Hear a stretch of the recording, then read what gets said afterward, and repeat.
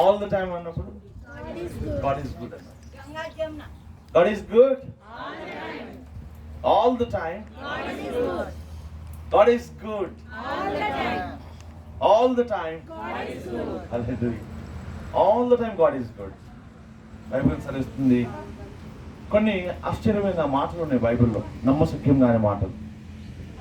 పౌలు ఫిలిప్పీ 4:4 అంటే 4:4 ఎల్లప్పుడూ ప్రభువునందు ఆనందించండి.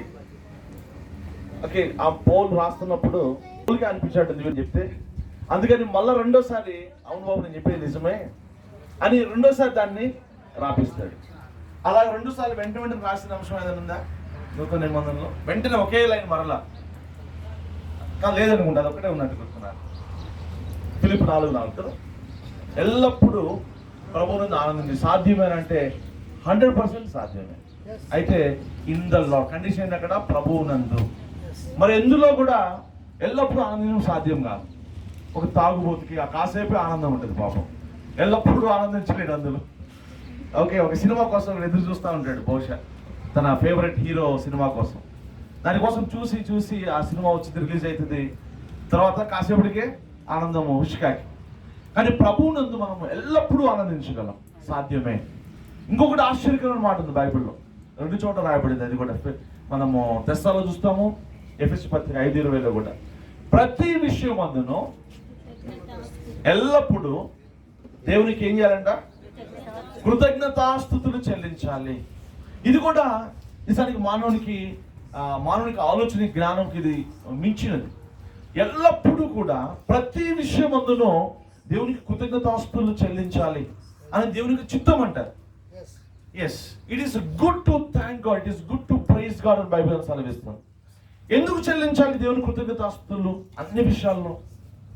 వర్షం పడింది ఫర్ ఎగ్జాంపుల్, ఆ డిస్కంఫర్ట్ ఉంది మనకి, దీన్ని బట్టి మనం ఏం చేయాలంటే సంతోషించాలంట ఈ సమయంలో కూడా. అదే వాక్యం ఇంతకు చూసింది, ఎల్లప్పుడూ అని ఇప్పుడు కూడా ప్రభువులను సంతోషించగలుగుతాము. ఇప్పుడు కూడా ఈ యొక్క వర్షం బట్టి దేవునికి కృతజ్ఞతాస్తుతులు చెల్లించవచ్చు. ఏమైతే దేవునికి కృతజ్ఞతాస్తుతులు చెల్లిస్తే ఎందుకు చెల్లించాలి? రోమా 8:28. These are the wonderful new covenant truths. ఇవన్నీ కూడా సాధారణంగా మనం వీటిని మన ఫ్లెష్ అంటే మన శరీరం నమ్మడానికి ఇష్టపడదు.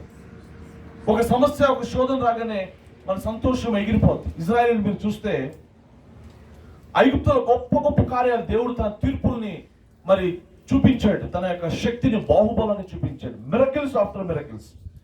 ప్రపంచంలో ఎక్కడ కనివిని ఎరిగిన మిరకిల్స్ చూశారు వాళ్ళు ఇజ్రాయేలీలు. తరువాత ఎర్ర సముద్రము చీలి ఫరోస్ అనే నాశనం చేసి గొప్ప గొప్ప కార్యాలకి వారు సాక్షులుగా ఉన్నారు. పాటలు పాడుతూ, తమ్ముళ్ళు స్తుతిస్తూ మరి ఎర్ర సముద్రం దాటుతూ ఉన్నారు. దాటిన తర్వాత వెంటనే వాళ్ళకి ఒక సమస్య వచ్చింది కదా. వెంటనే ఏమైంది? సాంగ్ ఏమైపోయింది? గాయమైపోయింది. గాయం పాట పోయింది, నోట్ల స్తుతి లేదు, కృతజ్ఞత లేదు. ఇక వెంటనే సణుగు మొదలవుతా ఉంది. అయితే నూతన నిబంధనలో టోటల్గా సీన్ మారిపోతా ఉంది. పౌలు శీలని కొట్టి బంధించి బొండలు బిగించి చెరసాల పడేసి బ్లీడ్ అవుతా ఉంది. వాళ్ళు ఏం చేస్తున్నారు? దేవుని స్తుతిస్తున్నారు, కీర్తనలు పాడుతున్నారు. అది చూచి ఆ చుట్టుపక్కల ఖైదీలు ఆశ్చర్యపోతున్నారు. అంతకుముందు ఎప్పుడు అటువంటి సీన్ చూడలే వాళ్ళు. చూసారా? అంతకుముందు ఎవరున్నా జైలు వేస్తే వాడు కుర్రో మర్రో ఏడుస్తూ వాడు తిట్టుకుంటూ వాంగ్ తిట్టుకుంటూ కదా చెప్పించుకుంటూ శాపనాలు పెట్టుకుంటూ వచ్చేవాళ్ళు. అయితే పౌలు శీలలు మాత్రం వేరుగా స్పందించారు, చాలా విభిన్నంగా స్పందిస్తూ ఉన్నారు. వాళ్ళు కొట్టబడ్డారు, అవమానించబడ్డారు చేయని నేరానికి. అయినా సరే వారి నోట ఏమి లేదంట, సనుగు లేదు, గొనుగు లేదు, కంప్లైంట్స్ లేవు, కోపం లేదు. దేవుని పట్ల ఎటువంటి మరి కంప్లైంట్ లేకుండా వారు ఏం చేస్తారంటే దేవుని స్తుతిస్తూ, ఆరాధిస్తూ, కృతజ్ఞత తెలియజేస్తూ ఉన్నారు. ఈ దృశ్యాన్ని చుట్టుపక్కల వాళ్ళందరూ, ప్రిజనర్స్ అందరూ గమనిస్తున్నారు. ఏం జరిగింది అక్కడ? 2 విషయాలు జరుగుతున్నాయి. అక్కడ ఒక భూకంపం రావడం మనం చూస్తాం. పునాదులు, ఆ యొక్క చెరసాల యొక్క పునాదులు కదులుతూ ఉన్నాయి. చెరసాలకి 2 ఉంటాయి. పునాదులు స్ట్రాంగ్ ఉంటాయి, చెరసాలను ఎవరు పగలగొట్టలేరు.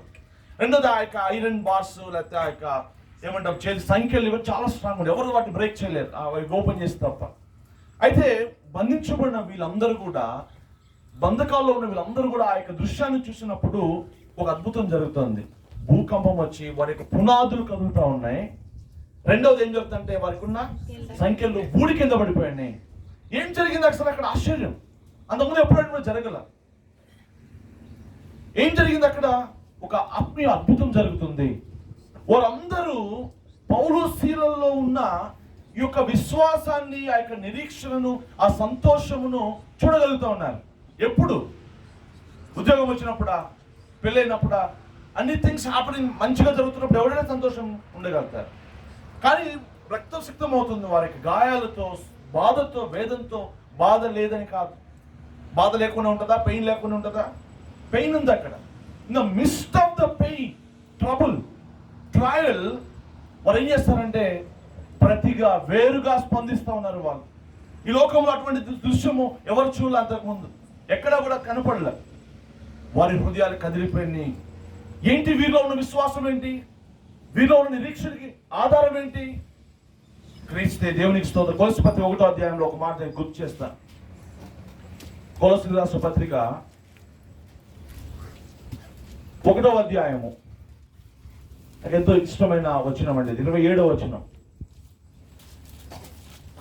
అన్యజనులలో 26 కూడా చదువుతాం. అన్యజనులలో మరుగు చేయబడి ఉన్న, అన్యజనులలో మరుగు చేయబడి ఉన్న మర్మము. మొట్టమొదటిగా అన్యజనులకు ఈ యొక్క మర్మం తెలియదు పిల్లలు.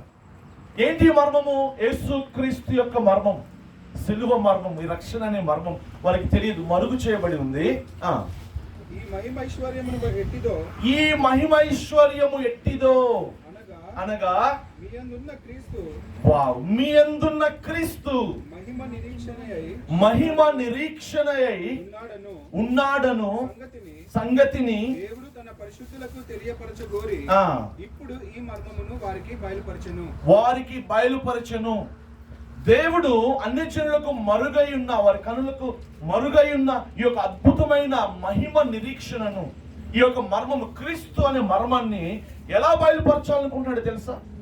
ఆయన కూడా ఒకే ఒక మార్గం ఏంటి తెలుసా? మనలో ఉన్న మహిమ నిరీక్షణ అయిన క్రీస్తుని వారికి చూపించడం ద్వారా. నీలో దేవుడు ఒక నిరీక్షణను కలుగు చేస్తాడు. చాలా జాగ్రత్త. మన నిరీక్షణకు ఆధారము యేసు ప్రభువు. ఏంటి మన నిరీక్షణ?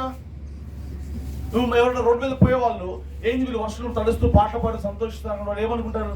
వీళ్ళు ఎంత పిచ్చోళ్ళ ఉన్నారు అనుకుంటారు సాధారణంగా. కానీ తర్వాత ఒక సెకండ్ ఆలోచిస్తాడు వాడు, ఏంటి వీళ్ళు ఎందుకు ఇలా చేస్తున్నారు? మనలో ఉన్న నిరీక్షణ, మనలో ఉన్న సంతోషం ఎప్పుడు బాధల్లో, సమస్యల్లో, శోధనల్లో. ఫస్ట్ సెంచరీలో ఏం జరిగేది తెలుసా? మొదటి శతాబ్దంలో నీరో చక్రవర్తి క్రైస్తవులను ఊచకోతకు వస్తూ ఉండేవాడు. క్రైస్తవులు భయంకరమైన హింసలు కూడా వెళ్తున్నప్పుడు ఒక పెద్ద స్టేడియంలో ఈ క్రైస్తవులందరినీ, పిల్లలు మొదలుకొని పెద్దల వరకు ఆ స్టేడియంలో పడేసేవాళ్ళు. క్రికెట్ మ్యాచ్, ఐపీఎల్ చూస్తున్నట్టుగా జనాలందరూ స్టేడియం నిండిపోయేవాళ్ళు ఈ యొక్క దృశ్యాన్ని చూడటానికి. అందరిని పిలిపించేవాడు రాజు. బ్రతికి ఉండగా అందరూ ఆకలికొని ఉన్న సింహాలను వదిలేసేవాళ్ళు. లిటరల్గా జరిగిన స్టోరీ, చర్చ్ హిస్టరీలో మీరు చదవచ్చు. సింహాలు వెళ్ళి వాళ్ళని తినేస్తూ ఉంటాయి. వాళ్ళు తింటూ ఉన్నప్పుడు వాళ్ళు పాటలు పాడుతూ దేవుని స్తుతిస్తూ ఆరాధిస్తున్నారంట. ఈ నీరో చక్రవర్తి క్రైస్తవుల్ని కాల్చేసేవాడు. కాలుతులు కట్టి తారు పూసి వాళ్ళు కాలుస్తూ, వారు బాధతో అరుస్తున్నప్పుడు పిడేలు వాయిస్ సంతోషించేవాడు అంట. సో వీరు శ్రమల గుండా అంత భయంకరమైన హింస కూడా వెళ్తున్నప్పుడు వీరు ఏం చేస్తున్నారంటే దేవుని యొక్క కృప చేత దేవుని స్తుతిస్తూ ఆరాధిస్తూ పాటలు పాడుతున్నారంట. పరలోకంకి వెళ్తున్నాం కదా అనేసి. విశ్వాసులు, తల్లిదండ్రులు, వాళ్ళు అక్కచెల్లెళ్ళు, అన్నదమ్ములు, లేకపోతే క్రైస్తవ సహోదరులు ఒకరొకరు కౌగిలించుకొని ఏడ్చుకుంటూ ఒకరొకరు బలపరుచుకున్నారంట. ఆ దృశ్యాన్ని చూడండి, ఎంత అద్భుతమైన దృశ్యం. ఆ దృశ్యాన్ని చూసి వీరి నోటి నుంచి ఆ యొక్క గీతం రావడం చూసి, స్తుతి చూసి, ఆ యొక్క స్టేడియంలో ఉన్న అనేక మంది అన్యజనులు వారి హృదయాలు బద్దలైపోయి, వారి కనులు తెరవబడి, ఇదేమిటి, మేము ఎక్కడ చూడలేదు దీన్ని, చనిపోతే ఇంత భయంకరమైన హింసల్లో కూడా వారు తమ దేవుని విడిచిపెట్టడం లేదు. ఈ విశ్వాసానికి కారణం ఏంటి? ఈ నిరీక్షణకు ఆధారం ఏంటి? అసలు ఇది నిజంగా సత్యమే. అప్పటికప్పుడు వారి కనులు తెరవబడి, అప్పటికప్పుడు వారి హృదయాలు పొడవబడి, ఒప్పుకోలు జరిగి, అక్కడే వారు నిలబడి, నేను కూడా యేసు ప్రభువుని నమ్ముతున్నాను అంటాడంట. ఎవరు? చుట్టుపక్కల అన్నించారు. అప్పటికప్పుడు వాడిని తీసుకొచ్చి అక్కడే సింహాలకు పడేసేవాళ్ళంట. అప్పుడే రక్షించబడ్డాడు. వాడు కూడా సింహాలకి అనేక సింహాలకు ఆహారం అయ్యారు. 100 మంది రక్షించబడ్డారంట. సువార్త ఎలా పనిచేస్తుందో మనం అర్థం చేసుకోవాలి. అన్యజనులు మనలో నిరీక్షణను వారు చూస్తారు, మనలో విశ్వాసాన్ని వారు చూడాలి, మనలో సమాధానాన్ని వారు చూడాలి, కనుగొనాలి. It's not just the word. పరలోక రాజ్యం మాట కాదు, కేవలం మాట కాదు, మాట పనిచేయదు. పరలోక రాజ్యం అంటే శక్తి. ఈ శక్తి ఎలా కనపరచబడుతుంది?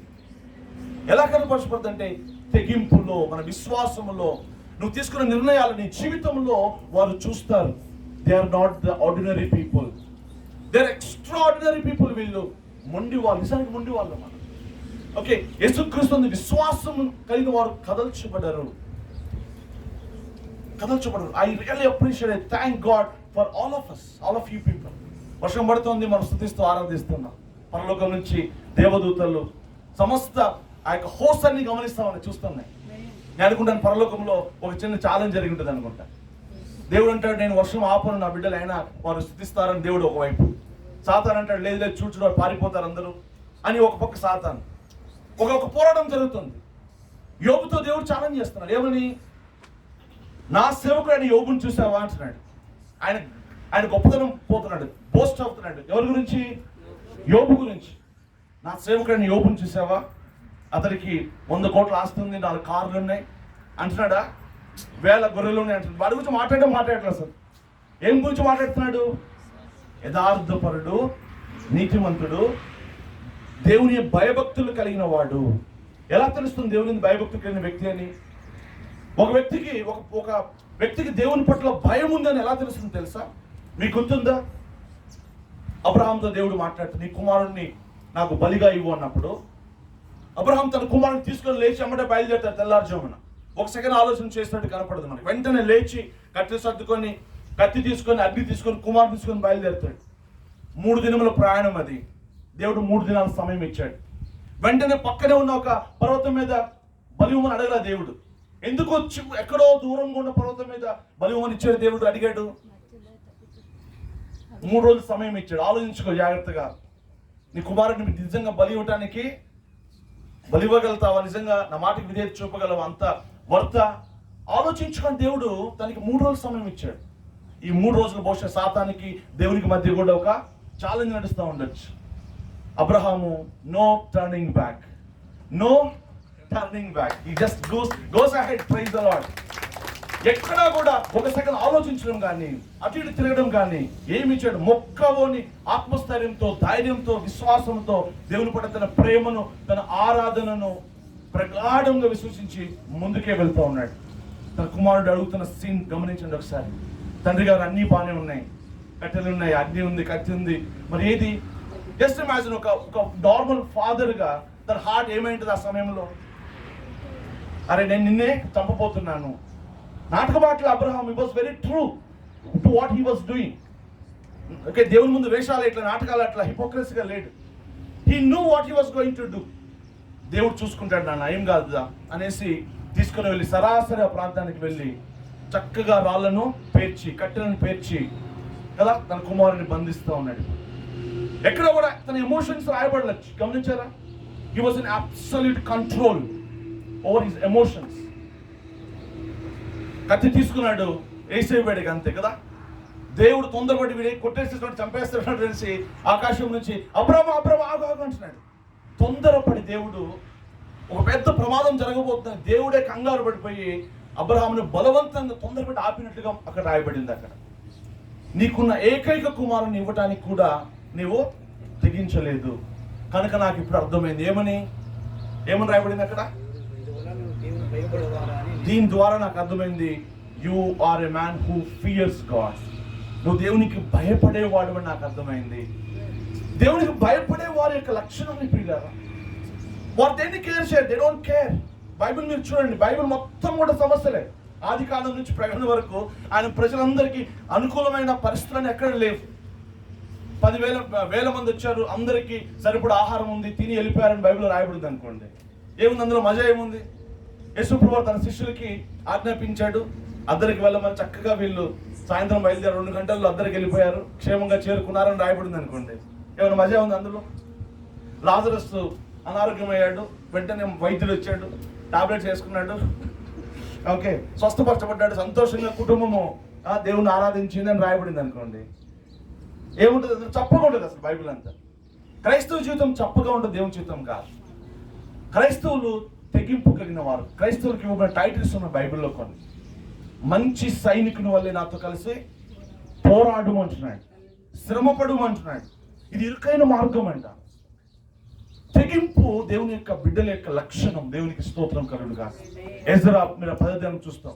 ఎజ్రా బైబిల్ తీసుకొని వాక్యం చెప్తూ ఉండగా ఆ యొక్క ఇజ్రాయేలు యూద అందరూ కూడా ఆ యొక్క మందిరము ఎదురుగా, సేమ్ ఎగ్జాక్ట్ ఇదే సీన్ నాకు గుర్తొస్తా ఉంది. అది మందిరం ఎదురుగా వీళ్ళందరూ సమకూర్చబడ్డారంట.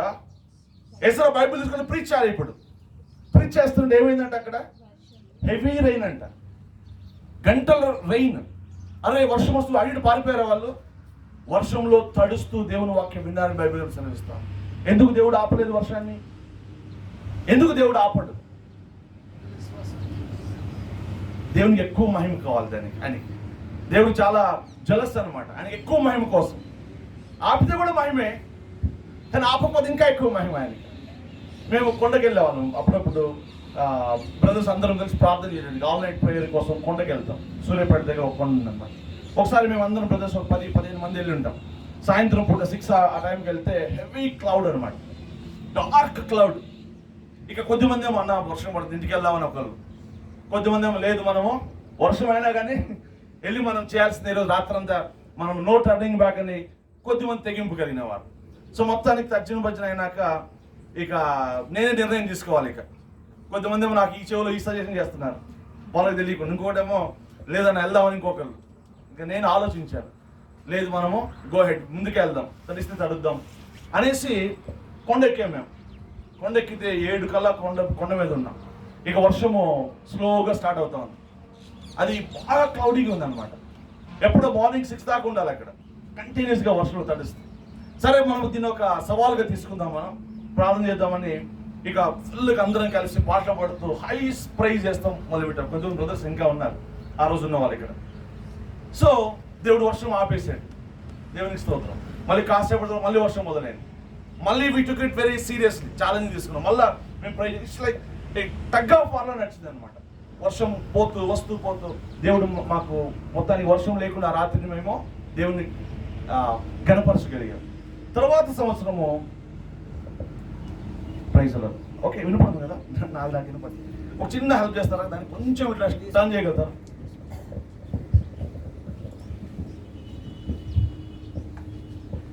చెక్ ప్రైజ్ అన్న, థ్యాంక్ యూ. అయితే తర్వాత సంవత్సరము మేము మళ్ళీ అట్లానే నైట్స్ ప్రేయర్స్ పెట్టుకున్నాం. ఈసారి పల్లిపాలెం ఒక బీచ్ దగ్గర అనమాట. అయితే 9 గంటలకి మేము ఇంకా అందరం గ్యాదర్ అయ్యి నైట్ అంతా వర్షిప్ చేసుకుందామని ప్లాన్ చేస్తున్నాం. ఎవ్రీ ఇయర్ మేము వెళ్తాం 3 days అక్కడ. అయితే సెకండ్ డే మేము అందరం గ్యాదర్ అయ్యాము, మళ్ళీ స్లోగా వర్షం స్టార్ట్ అయింది. సేమ్ ఈసారి కూడా ఇదే పరిస్థితి. సో మళ్ళీ మనము కంటిన్యూ చేద్దాం, ఆరాధన చేసుకుందాం అనుకున్నాం. అయితే దేవుడు ఈసారి ఆపల. మార్నింగ్ వరకు వర్షంలో అందరం తడుస్తూ దేవుని స్తుతిస్తూ గణపరిచి ఆరాధించాం. హల్లెలూయా, ప్రైజ్ లార్డ్. సో చెప్పండి, ఇప్పుడు దేవునికి ఎక్కువ మహిమ మొదటిసారి వచ్చిందా, సెకండ్ టైం వచ్చిందా? అది షూర్ అబౌట్ దట్, ఖచ్చితంగా. ఓకే, దేవుడు అద్భుతాలు చేయగలిగిన దేవుడు ఆయన. షడ్రక్ మెషక్ అబేద్నెగో అంటారు, ఓ నెబుకద్నెజరు భయపట్ల రాజును కూడా, ఓ నెబుకద్నెజరు, మా దేవుడు మమ్మల్ని కాపాడి రక్షించగల సమర్థుడు ఆయన. ఒకవేళ ఆయన మమ్మల్ని కాపాడకపోయినా రక్షించకపోయినా సరే మేము మాత్రము మొక్కము, మేము మాత్రం నువ్వు చెప్పినట్టుగా మేము చెయ్యము అంటున్నారు. ఏమైంది? అక్కడ తీసుకెళ్ళి అగ్నిలో పడవేస్తారు. దేవునికి స్తోత్రం. ముగ్గురుని అగ్నిలో పడవేస్తే ఇంకొక వ్యక్తి దర్శనమిస్తున్నాడు అక్కడ. ఎవరైనా? యేసుప్రభు మనుష్య కుమారుని రూపంలో ఆయన కూడా ఆ యొక్క అగ్నిలోంచి వారితో నడిచినట్లుగా చూస్తాం. అందుకే యెషయా 43లో మనం అగ్నిలో వెళ్ళినా అగ్ని మనల్ని కాల్చజాలదు. అగ్ని తీసేస్తాడా దేవుడు? తీసేయచ్చు కదా, ఎందుకు అగ్నిలోంచి తీసుకెళ్ళాలి నన్ను? క్రైస్తవులుగా మనం ఏమనుకుంటాం అంటే, ప్రభు ఆ అగ్ని తీసేయి, సమస్య తీసేయి, శోధన తీసేయి అంటూ ఉంటాం. ప్రభు అంటాడు, ఏం కాదు బిడ్డ, ఎందుకు భయపడుతున్నావు? Go through it. అది నీ కాల్చదు, అది నేనేం చేయదు. అది జలములో పడి వెళ్ళిన జలములు నేమి చేయ ముంచజాలం. ఎర్ర సముద్రంను చీల్చి యోర్దాను చీల్చిన దేవుడు, రాశిగా చేసిన దేవుడు ఆయన. ఇవన్నీ ఎందుకు చెప్పాడు బైబిల్లో, ఎందుకు రాపించాడు? 1 కొరింథీ 10 రాయబడుతుంది క్లియర్గా. ఇవన్నీ దృష్టాంతరముగా మన ముందు రాయబడ్డాయి. లేఖనాలు మనం ఎంకరేజ్ చేయడం కోసం. ఎందుకు ఇన్ని అద్భుతాలు దేవుడు చేశాడు? దేవుడు, మీరు గమనించండి కేర్ఫుల్గా, బైబిల్ మొత్తం కూడా దేవుని ప్రజలకు మొత్తం సమస్యలు యుద్ధాలే, అవునా? అందరికి రైట్ ఫ్రమ్ ద బిగినింగ్ నుంచి చూస్తే అవ్వ దగ్గర నుంచి శోధన అనుమతించాడు దేవుడు. సాతాను వస్తుంది ఇమ్మీడియట్ గా వచ్చి అక్కడ శోధన వచ్చింది. అయితే ప్రతిసారి కూడా దేవుడు ఒక సొల్యూషన్ కలిగి ఉన్నాడు. హల్లెలూయా. నేను జువాలజీ లెక్చరర్గా నేను జాబ్ చేశాను. నేను మా సార్ బాటనీ లెక్చరర్. అయితే మేము ఎంసెట్ పేపర్ సెట్ చేయాలి. ఓకే, పేపర్ సెట్ చేస్తాము. చేసి ఆఫీస్లో వేసాం, నారాయణ కాలేజీలో చేసాం మేమిద్దరం. పేపర్ సెట్ చేసి ఇచ్చిన తర్వాత దానికి కీ కూడా ఇవ్వాలి మేము. కీ అంటే 40 క్వశ్చన్స్కి ఆన్సర్స్ అనమాట. ఒకటి దానికి సి, 3 దానికి ఏ, అట్లా. ఈ కీ ఇవ్వకుండా క్వశ్చన్ పేపర్ ఇవ్వం మేము. అర్థమవుతుందా? అంటే ఒక క్వశ్చన్ ఉందంటే, మన జీవితంలో ఒక సమస్య ఉందంటే దేవుని దగ్గర ఏముందంట? ప్రైస్ ఆన్సర్ ఉందా లేదా ఆయన దగ్గర? చెప్పండి కూడా దేవుని స్తోత్రం. ఒక సమస్యకి జవాబు లేకుండా ఆ సమస్యను మన దగ్గరికి దేవుడు అనుమతించాడు. ప్రైస్ అనుమతించాడు. 1 కొరింథీ 10:11 అదే రాస్తున్నాడు. ఏమని? సాధారణంగా మనుషులకు కలుగు శోధన తప్ప మీకేదో ఒక వింత సంభవించింది అనుకోవద్దు. ఇప్పుడు మనం అందరము ఒక్కొక్క సమస్యలో వెళ్తున్నాం, ఒక్కొక్క శోధన వెళ్తున్నాం. పేతురు అంటున్నాడు, ఈ లోకంలో ఉన్న నీ సహోదరులు అందరూ కూడా ఏదో ఒక సమస్యలో శోధన వెళ్తున్న వారే, ఎక్సెప్షన్ ఎవరు లేరు. వారి స్థాయిలో వారి పరిస్థితుల్లో ఒక్కొక్కరు ఒకటి ఆర్థిక సమస్య అయితే, ఒకటి అనారోగ్య సమస్య అయితే, ఫ్యామిలీ సమస్యలు, లేకపోతే చదువులు. పిల్లడు కూడా వాడి సమస్య వాడికి ఉంటుంది. ఏంటి చెప్పండి? స్కూల్కి వెళ్ళడం వాడికి సమస్య, ఒకటి హోంవర్క్ చేయడం వాడికి పెద్ద సమస్య అనమాట. ఒకటికి ఏమో 10 లక్షలు అప్పుడు, అది సమస్య. వాడికి ఎంత సమస్య ఫీల్ అవుతున్నాడో ఈ 1వ తరగతి పిల్లోడు హోంవర్క్ చేయడం కూడా అంతే సమస్య ఫీల్ అవుతాడు. పాపం వాడి లెవెల్లో అందరికీ సమస్యలు ఉన్నాయి. సమస్య లేని వాటి ఎవరు లేడు. దేవుని బిడ్డలుగా మనము మొట్టమొదటి అర్థం చేసుకోవాలి. అయితే ఒక అద్భుతంగా విషయం ఏంటంటే, అది సాధారణం జరిగేది, ఏదో పెద్ద వింత జరిగింది అనుకోవద్దు మీరు. అయితే ఇక్కడ ఒక మాట రాస్తున్నాడు. ఏమని రాస్తున్నాడు చెప్పండి? God is faithful. Praise the Lord. దేవుడు నమ్మదగిన వాడు. ఏ విషయంలో నమ్మదగిన వాడు? అన్ని విషయాల్లో. నేను ఇప్పుడు చెప్పే కాంటాక్ట్ చూద్దాం. 1 కొరింథీ 10వ అధ్యాయం చదవండి ఒకసారి. 1 కొరింథీ 10. సాధారణంగా మనుషులకు కలుగు శోధన తప్ప మరి ఏది మీకు సంభవింపలేదు. దేవుడు నమ్మదగిన వాడు. దేవుడు నమ్మదగిన వాడు ఎందులో తెలుసా? ఈ విషయంలో. ఇప్పుడు చదవండి సిస్టర్. మీరు సహింపగలిగిన దానికంటే ఎక్కువగా ఆయన మిమ్మును శోధింపబడనీయడు. That's it. Praise the Lord. హల్లెలూయా. అయిపోయా. మీరు భరించగలిగిన దానికంటే ఎప్పుడు కూడా ఆయన మిమ్మల్ని అనుమతించడు, భరింపనివ్వడు. అంత మాత్రమేనా? కంటిన్యూ చేస్తాడు ఇంకా. అంతేకాదు సహింపగలుగుటకు ఆయన శోధనతో కూడా శోధన తీసేస్తారంటే చూడండి. శోధనతో కూడా, through the suffering, through the temptation, శోధనతో కూడా తప్పించుకుని మార్గమును కలుగ చేయును. ఉదాహరణ చెప్తాను. ఒక కేవ్ ఉందండి. కేవ్ అంటే ఒక పర్వతం, ఒక కొండకి ఒక గుహ ఉంది. ఆ కొండకి ఇటుపక్క సొరంగం వేసాం మనం. ఈ సొరంగం నుంచి, కొండలో నుంచి ఆ వైపుకి వెళ్ళాలి మనం. సొరంగానికి ఇన్ నుండి అవుట్ ఉంది. అయితే ఇక్కడ నుంచి ఒక దూరంగా అదొక 500 మీటర్లు ఉంది అనుకుందాం. మనం ఇక్కడ ఉన్నాం. ఇక్కడ ఉండి ఆ సొరంగం చూస్తున్నాం అనుకోండి. ఏం కనపడుతుంది మనకి? అటుపక్క ఎండ ఎంతో కొంత కనపడుతూ ఉంటుంది. ఏంటది? వెలుతురు కనపడుతుంది, అవుట్ కనపడుతూ ఉంది. ఇప్పుడు నేను సొరంగంలో ఉన్నా. తప్పించుకునే మార్గం ఏంటి? త్రూ దట్, లేదా వేరే రూట్ ఉందా నాకేమన్నా? Through that.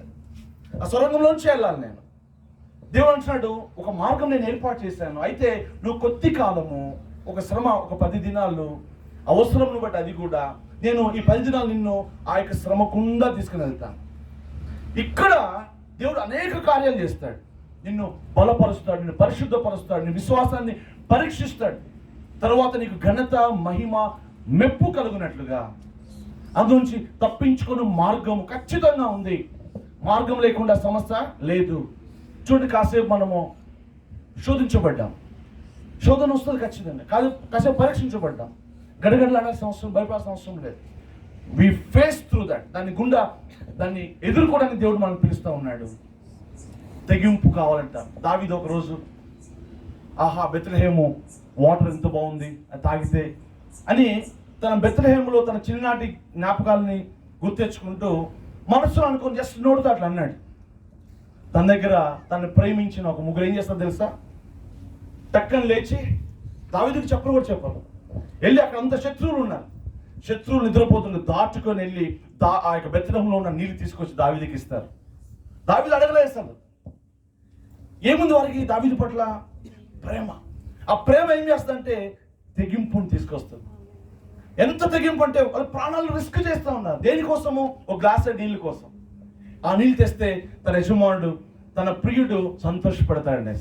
They are ready to face anything. అసలు నాకు ఆశ్చర్యం కలుగుతుంది. మన పిలుపులో భాగం ఏంటో తెలుసా? పౌలుతో మాట్లాడుతున్నాడు తన పిలుపు గురించి. ఎవరైనా పౌలు బాప్టిజం ఇచ్చింది? అననీయ కదా. అననీయాస్ అంటున్నాడు పౌలు యొక్క పిలుపు గురించి మాట్లాడుతున్నాడు. ఎవరైనా గుర్తు చేస్తారా నాకు? బైబిల్ తీయకుండా ఏమని పిలిచాడు? ఏంటి పిలుపులో భాగం? పౌలు యొక్క పిలుపులో భాగం, ఇదిగో నా నిమిత్తం నేను ఏర్పాటు చేసుకున్న సాధనం ఇతను. He's the chosen instrument. ఆయన చేత వాడబడాలి అంటే, దేవుని చేత ఎంపిక చేయబడిన సాధనం యొక్క లక్షణం ఏంటి? ఎలా ఉంటుందంటే చెప్పండి. దేవుని చేత వాడబడే వ్యక్తి ఏం రాబడిన తర్వాత, నా నిమిత్తం ఇతడు ఎన్ని శ్రమలు బాధలు అనుభవించాలో నేను ఇతనికి చూపిస్తాను. ముందుగా అడ్వాన్స్ చెప్తున్నాడు. దేవునికి నమ్మకం అనమాట. నేను చూపిస్తాను, వీడికి అన్ని చెప్తాను. అయినా కానీ ఇతను డిసైడ్ అయిపోయాడు. He has decided to follow Jesus. మనకి నార్త్ ఈస్ట్ లో ఒక ఇన్సిడెంట్ జరిగింది. ఒక ఇండియన్ మిషనరీ, ఓకే, మనకి ఆయన మేఘాలయ నాగాలాండ్ ప్రాంతానికి వెళ్తారనమాట. వెళ్ళి అక్కడ సేవ చేస్తూ ఉన్నాడు. అక్కడంతా ట్రైబల్ పీపుల్ ఉంటారు, దేవుని ఎరుగని వాళ్ళు, కఠినమైన ట్రైబ్స్ ఉంటాయి అక్కడ. వీళ్ళు తన కుటుంబంతో వెళ్ళి సువార్త చేస్తూ అక్కడ నడిపిస్తున్నప్పుడు ఆ యొక్క ట్రైబల్ లీడర్ ఇతన్ని కుటుంబాన్ని పట్టేసుకొని, యేసు ప్రభువుని మీరు ఏం చేయాలి? డినై చేయండి అంటారు. కట్టేస్తారు అందరిని. అంటే యేసు ప్రభువుని మీరు వదిలేస్తే, ఆయన విశ్వసించట్లేదు అని చెప్తే, మేము మిమ్మల్ని వదిలేస్తాం, లేకపోతే మిమ్మల్ని అందరిని చంపేస్తామని చెప్తాడు. ఇద్దరు పిల్లలు, తల్లి తండ్రి ఉంటారు. ఓకే, అందరిని చెట్లు కట్టేస్తారు. బాణం ఎక్కువ పెట్టి రెడీగా ఉంటాడు ఇట్లా. ఆ పిల్లలు వాళ్ళ నలుగురు మాట్లాడుకుంటున్న విషయాలు రికార్డ్ చేయబడ్డాయి. ఆ పిల్లలు అంటున్నారంట, daddy we will not turn back. యేసు ప్రభువుని మనము డినై చేయం, మనము త్వరలోనే వెంటనే మన పరలోకంలో కలుసుకుంటాం మనం అని అంటున్నారంట వాళ్ళు. ఆ చిన్న పిల్లని వీళ్ళు చూస్తుండగానే కొట్టివేస్తారు, పిల్లవాడిని కొడతారు, భార్యాభర్తను మిగులుతారు. చివరికి ఆయన ఒక పాట పాడుతూ అంటాడు. తెలుసా పాట ఏంటో? I have decided to follow Jesus. No turning back. No turning back. ఒక లైన్ పాడదాం ఒకసారి అందరం. ఎంతమందికి వస్తుంది? I have decided to follow Jesus. I have decided to follow Jesus. No turning back. No turning back. No turning back, no turning back. The world is behind me, the cross is before me. He know that he is going to face the cross. నా ముందు cross సిలువ ఉంది. దినదినము నేను ఆ సిలువను ఎత్తుకొని ముందుకే వెళ్తాను, కానీ నో టర్నింగ్ బ్యాక్. నాగటి మీద చేయి పెట్టి వెనుక తిరిగి చూచువాడు నాకు పాత్రుడు కాడు. So the main quality to serve him, to follow him ఏంటంటే, నీకు తెలుసు అది ముందుకే వెళ్ళాలని, వెనక్కి వెళ్ళడానికి అవకాశం లేదు. ఓకే, చాలు మిస్ అయిపోద్ది, వెనక్కి అడిగి తిరిగి కదా. చాలు చక్కగా ముందుకే వెళ్ళాలి. అంటే యూ మస్ట్ బి ఫోకస్డ్. అది మనము ముందుకే వెళ్తాం ఏ పరిస్థితుల్లో అయినా. అండ్ ఐ అప్రిషియేట్ పాస్టర్ గారు, thank you so much. The తెగింపు, కరేజ్ అన్న చూపించారు ఈరోజు. వర్షం పడుతుంది, ఏం కాదు, ముందుకు వెళ్దాం. ఓ దైవ సేవకుడి లక్షణము నేను ఎంతగానో అప్రిషియేట్ చేస్తాను, తెగింపు అన్నమాట. సరే వర్షం ఆగలేదు, ఏం చేద్దాం చెప్పండి? ఎంతమంది ఇక్కడే ఉండింటారు? వర్షం ఆగకుండా ఇంకా హైవే రైన్ అయింది అనుకోండి, ఏం చేద్దాం? ఇక్కడే ఉంటాం, పాటలు పాడుతూనే ఉంటాం, శుద్ధిస్తూనే ఉంటాం. వర్షం పడుతుంది అనుకోండి, జరుగుతాం పక్కకి, ఏముంది అందులో? సాధారణంగా కలిగే శోధన ఇది, ప్రాణాలు ఏం పోవు కదా. అర్థమవుతుంది, అయిపోయింది. God is very much please. దేవుణ్ణి సంతోషపెట్టడానికి ఒకే ఒక్క విషయం ఉంది. మరి దేని ద్వారా నువ్వు సంతోషపెట్టలేవు? ఏం చెప్పండి? హెబ్రీ పత్రిక 11:6 ప్రకారం విశ్వాసము లేకుండా దేవునికి ఇష్టం అసాధ్యం. అది అసాధ్యం, అది కుదరదు ఇక అసలు. తిమోతి పత్రిక ఒక్కసారి ఒక 2 లైన్లు నేను చదువుతాను. తిమోతి పత్రిక 2వ తిమోతి 2వ అధ్యాయము 1 నుంచి చదువుకుంటూ వెళ్దాం. నా కుమారుడా, క్రీస్తునందున కృప చేత బలవంతుడవు కమ్ము. Be strong my son, my true son. నీవు అనేక సాక్షులు ఎదుట నా వలన వినిన సంగతులను ఇతరులకు బోధించుటకు సామర్థ్యం గల నమ్మకమైన మనుషులకు అప్పగింపుము. 3వ వచనం. క్రీస్తు యేసు యొక్క మంచి సైనికుడి వలన నాతో కూడా శ్రమను అనుభవించు. మంచి సైనికుడి వల్లే నువ్వు నాతో కూడా శ్రమను అనుభవించుము. తిమోతి అంటాడు, మంచి సైనికుడి లక్షణాలు ఏంటో తెలుసా? సైనికుడికి ఇక ఏమి ఉండదు ఆలోచన. He will not be entangled by the affairs of the world. అంటే ఈ లోకంలో పదం వాడుతున్నాడు అక్కడ. నెక్స్ట్ వచ్చిన ఏముంది అక్కడ? సైనికుడు ఎవడును యుద్ధములకు పోవునప్పుడు తనను దండులో చేర్చుకున్న వాడిని సంతోష పెట్టవలనని ఈ జీవన వ్యాపారములలో చిక్కుకొనడు. He is free from all these affairs అన్నమాట. ఈ లోకంలో ఉంటాం, కానీ ఈ లోకానికి చెందిన వారం ప్రభు అదే అంటున్నాడు. ఈ లోకంలో బజార్కి వెళ్ళాల్సి వస్తుంది, వస్తాం, సరుకులు తెచ్చుకోవాల్సి వస్తాం, ఇవన్నీ చేయాల్సి వస్తుంది, కానీ అందులో మనం కాటప్ అవ్వం, అందులో మనము మునిగిపోము. ఏమే అయితే మంచి సైనికుడు శ్రమకి సిద్ధపడే వెళ్ళాలి. ఇప్పుడు బోర్డర్ సెక్యూరిటీ ఫోర్స్లో జాయిన్ అవ్వాలి, సో ఆర్మీలో జాయిన్ అవ్వాలి ఒకడు. అంటే అర్థమైంది చెప్పండి. యాక్చువల్గా దేనికి సిద్ధపడి వెళ్తున్నాడు యుద్ధానికి? ఇప్పుడు బతికొస్తాడని నమ్మకం ఉందా? ఒక దైవజనుడు సేవ అంటే చావు అంట. సేవ ఈజ్ ఈక్వల్ టు చావు. ఇక్కడ నేను చూస్తున్నాను, యాక్చువల్ మేము చూస్తున్నాం the tension, the pressure you go through every day. ఉదయం నేను సార్ అదే మాట్లాడుకుంటున్నాను. ఓకే, అది నిజంగా you are prepared for anything. ఇక్కడ ఆయన నామం నిమిత్తం ఆయన సిలువను ఎత్తుకొని ఆయన సాక్షులుగా ఇక్కడ ముందుకు వెళ్తున్నారంటే ఈ యొక్క పరిస్థితులన్నింటిలో చాలా వాటికి మీరు సిద్ధపడి ఉన్నారు. మేము రాత్రి చూస్తూ ఉన్నాం, 12 అయింది, కానీ కొద్దిమంది సాతాను ప్రేరేపిస్తూ ఉంది. ఏమైనా చేయొచ్చు, వాళ్ళు ఏమైనా చేయొచ్చు, కానీ మన ఆధారము, మన ఆయుధము ఒకటేంటంటే మన యేసు ప్రభు వారే. ఈ సైనికుడు యుద్ధంలోకి వెళ్లే ముందు మైండ్ సిద్ధపరచుకుంటాడు, ఎందుకు ముందుకే వెళ్తాడు. తన యొక్క గోల్ అంతా ఒకటి ఏంటంట, తన దండులో చేర్చుకున్న వాడిని సంతోషపెట్టడం. అసలు క్రికెట్ టీంలో ప్లేస్ వచ్చిందంటే ఎట్లుంటుంది జనరల్గా ఇమాజిన్ చేసుకోండి. ఒక గల్లీ కుర్రోడికి సడన్గా మన ఇండియన్ కౌన్సిల్, క్రికెట్ కౌన్సిల్ పిలిచి ఇండియన్ క్రికెట్ టీంలో ప్లేస్ వచ్చింది అనుకోండి, ఎలా ఉంటుంది అసలు? వాడికి లైఫ్ టర్న్ అవుదా? ఎంత థ్యాంక్ఫుల్గా ఉంటాడు అసలు. He puts all of his effort అనమాట. ఇక he tries to put his best. మ్యాచ్లో గెలవడానికి ప్రాణం పెడతాడు అసలు. అసలు సర్వోన్నతమైన దేవుడు తన దండులో మనల్ని చేర్చుకోవడమే గొప్ప సంగతి అసలు, అవునా కాదా? ఆయన పిలుపు అందుకోవడమే మామూలు విషయం కాదు. అనేక మందిని పిలుస్తారు, చాలా మంది రెస్పాండ్ అవ్వరు. దేవునికి స్తోత్రం కలుగును గాక. దేవుని కృప వల్ల I really appreciate, thank God for everyone sitting here. ఎందుకో తెలుసా?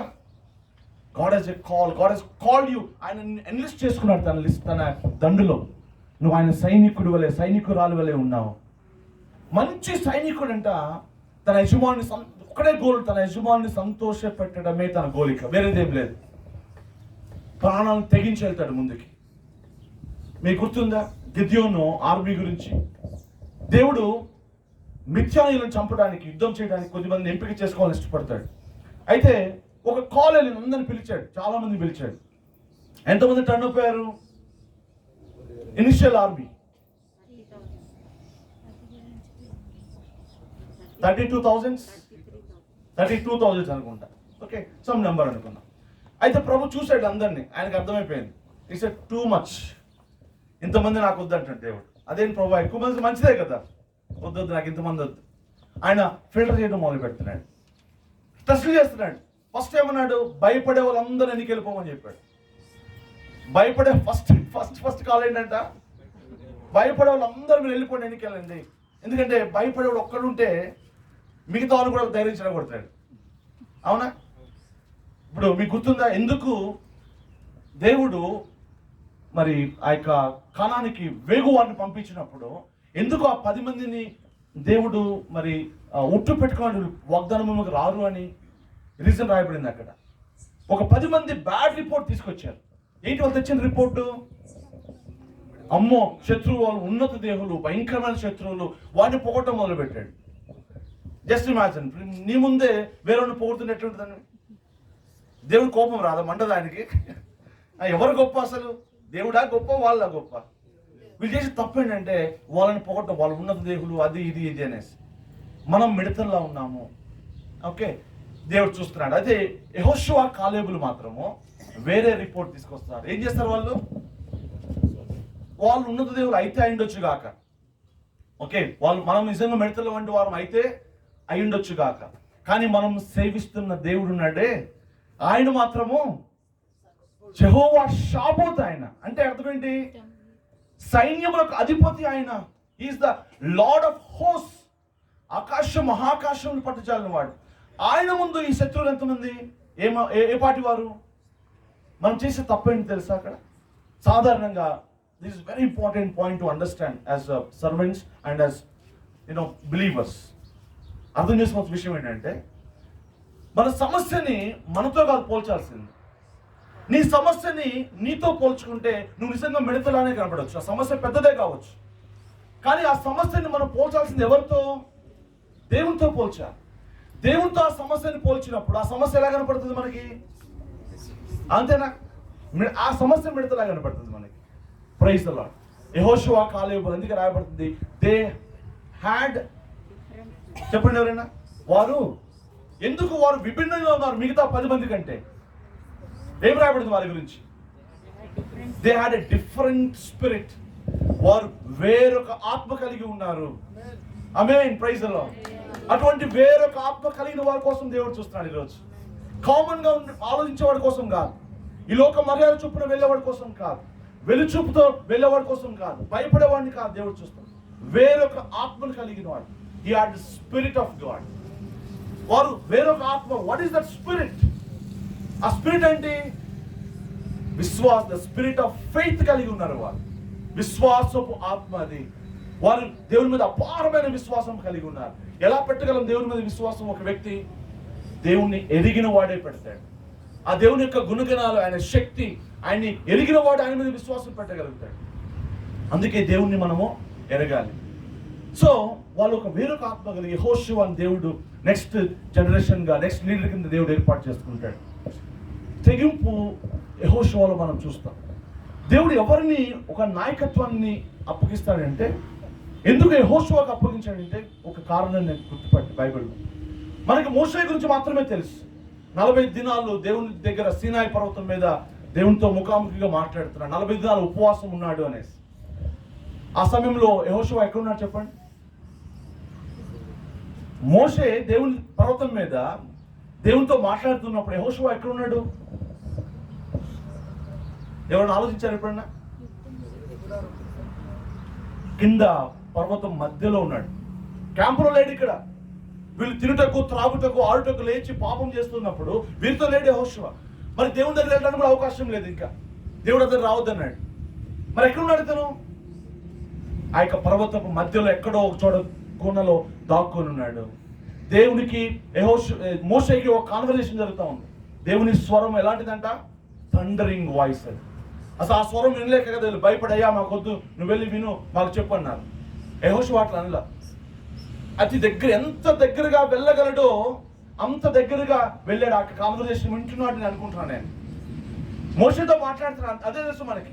కానీ యెహోషువ కింద ఉండి వారి యొక్క సంభాషణని వింటున్నట్లుగా నేను గ్రహిస్తున్నాను. మరి ఆ సమయంలో 40 దినాలు ఏం తిన్నాడు యెహోషువ?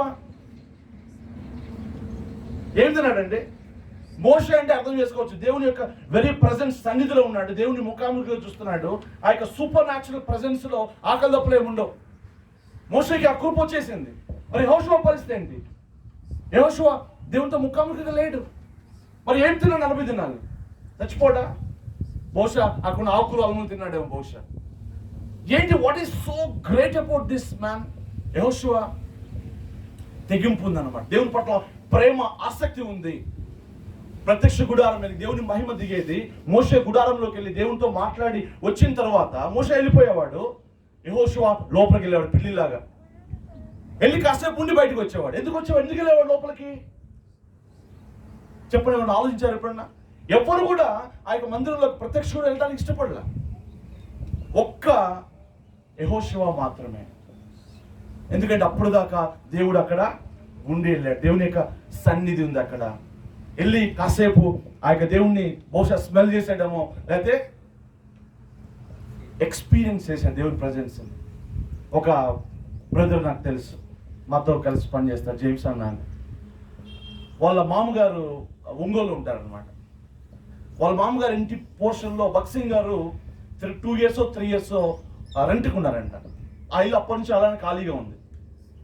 ఆ విషయం మీకు తెలుసుకొని భక్సింగ్ గారు ఇక్కడ రెంట్కి ఉన్నారు అని తెలుసుకొని ఆయన ఒక్కడే వెళ్ళి ఎవరు లేనప్పుడు దాని మీద పండుకొని లేచి అటు ఇటు తిరిగి, అంటే ఇక్కడ ఎంత గొప్ప దైవజనుడు ఈ ప్రాంతంలో ఉన్నాడు, ఏదో పొందుకుంటాడని కాదు, but he has a heart for the God's servant. నేను పాయింట్ యాడ్ చేస్తున్నారా? సో దేవుడు అంటే ఇష్టం అనమాట, దేవుని పట్ల ప్రేమ. యెహోషువలో ఉన్న ఆ ప్రేమ, ఆ తెగింపు, ఆ యొక్క ఆసక్తిని దేవుడు చూస్తూ ఉన్నాడు పైనుంచి. దేవుడు కేర్ఫుల్గా ప్రతి ఒక్కరిని గమనిస్తూ ఉంటాడు. హల్లెలూయా, ప్రైజ్ ది లార్డ్. సో వారిని పట్ల ఆయన దృష్టి పెడతాడు. అందుకే మనము దినవృత్తాంతాల్లో చూస్తాం, ఎవరి హృదయము ఆయన మీద అనుకున్నా అది పూర్ణ, అది ఒకటన్నా. ఇంకోటి ఇంగ్లీష్ లో whose heart is completely his అంటాడు. దినవృత్తాంతం 2వ దినవృత్తాంతం 16:9. తన ఎడల యథార్థ హృదయం. ఇంగ్లీష్ లో అలా లేదు. యాక్చువల్గా ఇంగ్లీష్ లో ఏముందంటే whose heart is completely his, అంటే హూ ఈస్ సోల్డ్ అవుట్ అన్నమాట. నా హృదయం అంతా నీదే ప్రభు అన్నట్టు, నా మనసంతా నువ్వే ప్రభు అన్నట్టు. యాక్చువల్గా అలా మీరు చెప్పిన మాట నేను లాస్ట్ సండే ప్రీచ్ చేశాను ఆ సంఘంలో. ఎవని మనస్సు నీ మీద ఆనుకొనునో అంటే అర్థం ఏంటి అసలు? ఆయన ఒక మనస్సు ఆయన మీద ఆనుకోవడం అంటే అర్థం ఏంటి? ఇంగ్లీష్లో ఏమంటే హూస్ మైండ్ ఈజ్ స్టెడ్ ఫాస్ట్ అంటున్నాడు ఆన్ హిమ్. అంటే తన మనస్సుల్లో ఆలోచనల్లో ఎప్పుడు కూడా ఆయన్నే ఉండేవాడు. మన జీవితాల్లో దేవుడు ఉన్నాడు చెప్తాం. ఎలా చెప్పగలం అంటే ఆదివారం బైబిల్ పట్టుకొస్తాం, పాటలు పాడతాం, క్రైస్తవులుగా కొన్ని లక్షణాలు మనకు ఉంటాయి. ఓకే, మీరు క్రైస్తవులు, దేవుని బిడ్డలు అని అందరూ గుర్తుపట్టవచ్చు. కానీ మన ఆలోచనల్లో, మనస్సులో ఆయన ఉన్నాడా? ఏం ఆలోచిస్తాం? రోడ్డు మీద వెళ్తున్నారు, ఏం ఆలోచిస్తున్నాం? ఆ టైంలో బండి నడుపుతున్నాం, ఏం ఆలోచిస్తున్నాం? దాని అర్థం ఏంటి తెలుసా? ఎవరికి పూర్ణ శాంతిని ఇస్తాడు దేవుడు తెలుసా? ఎవరి ఆలోచనలో యేసు ఉంటాడో.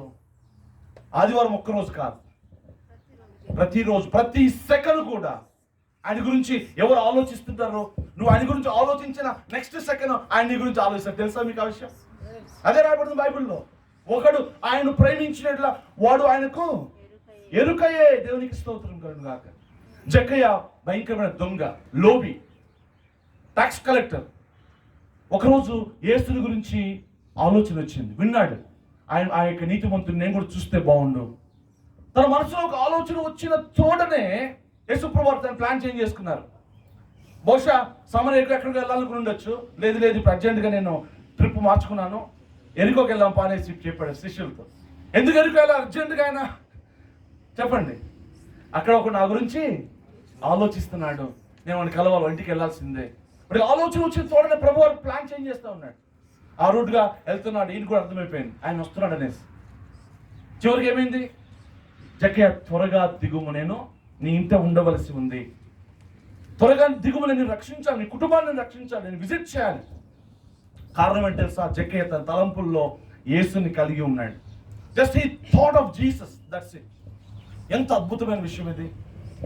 సో సైనికుడు శ్రమని అనుభవిస్తాడు. ఇంకొక ఎగ్జాంపుల్ చెప్తున్నాడు అక్కడ. తన యజమానుని, తన దండులో చేర్చుకున్న వాడిని సంతోష పెడతాడు, తెగిస్తాడు, ప్రాణాలని తెగిస్తాడు. యుద్ధంలోకి వెళ్ళేటప్పుడు అనుకూలమైన వాతావరణం ఉంటుందా? చెప్పండి, ఎలాంటి వాతావరణం ఉంటుంది? వర్షం పడవచ్చు, చలి ఉంటుంది కదా, తినడానికి తిండి ఉండొచ్చు, ఉండకపోవచ్చు, కొన్నిసార్లు హెల్త్ పాడవచ్చు సడన్గా. సైనికులకు ఎన్నో సమస్యలు ఉంటాయి అక్కడ, కంఫర్ట్ జోన్లో ఉండరు వాళ్ళు. జార్జ్ వర్వర్ గారు ఒక పుస్తకం రాస్తారు, అవుట్ ఆఫ్ కంఫర్ట్ జోన్ అనేసి. బుక్ టైటిలే అవుట్ ఆఫ్ కంఫర్ట్ జోన్. ఆయన్ని వెంబడించడం అంటే అర్థం ఏంటంటే you are actually stepping out of comfort zone. ఆయన్ని బిడ్డలుగా మారుతున్నాం అంటే అర్థం ఏంటంటే మనము ఇరుకు మార్గాన్ని ఎంపిక చేసుకుంటున్నాము, విశాల మార్గాన్ని విడిచిపెడుతున్నాము.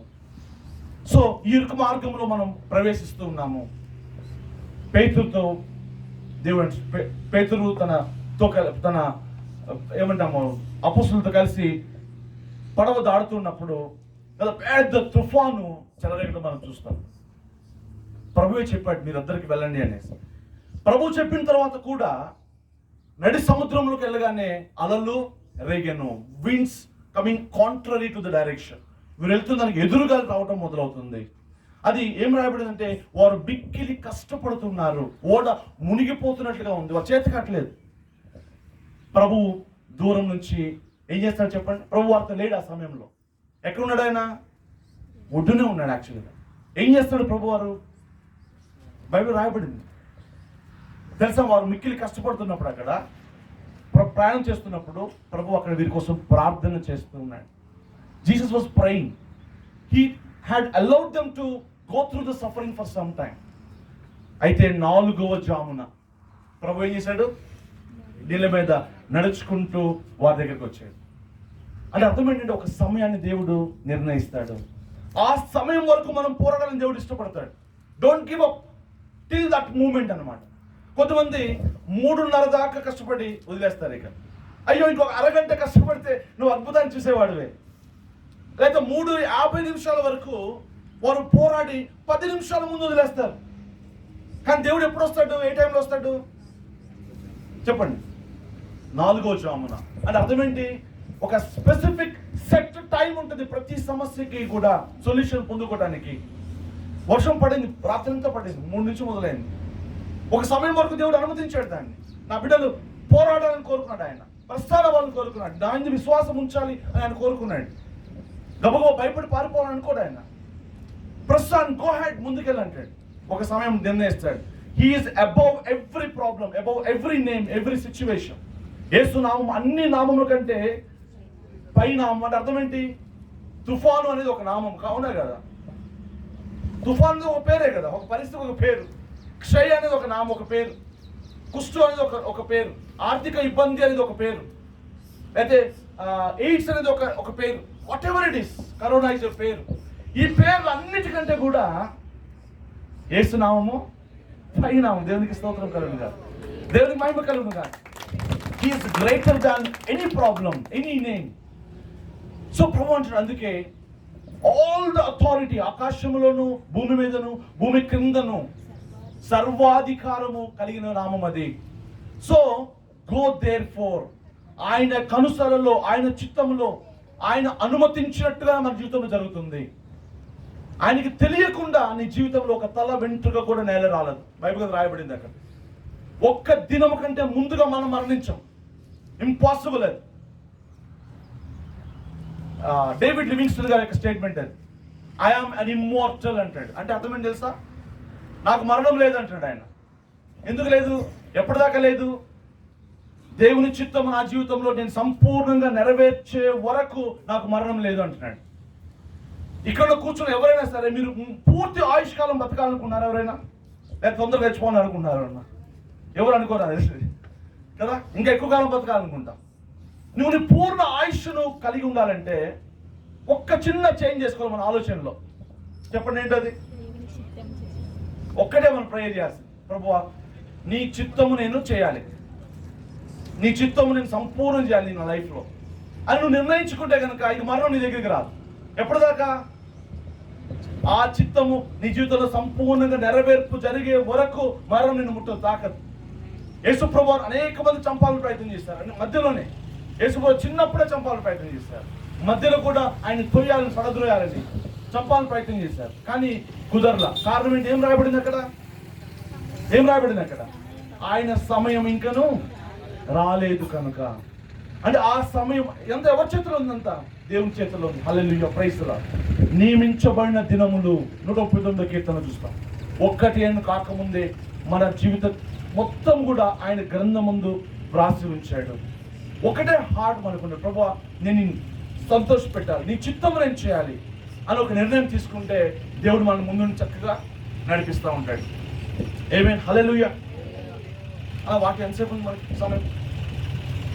2 గంటలు. ఓకే, మనం లేట్గా స్టార్ట్ చేసాం కనుక మనం నిన్న విషయం మనం ఒక్కసారి క్విక్గా రివ్యూ చేసుకొని రికాప్ చేసుకొని ముందుకెళ్దాం. కొన్ని విషయాలు ఈరోజు కొత్త విషయాలు. ఆయన నిన్ను పిలుచుచున్నాడు కనుక ధైర్యము వహించండి. అనేక మంది పిలువబడ్డారు కానీ అందరూ రెస్పాండ్ అవ్వలేదని చూశారు.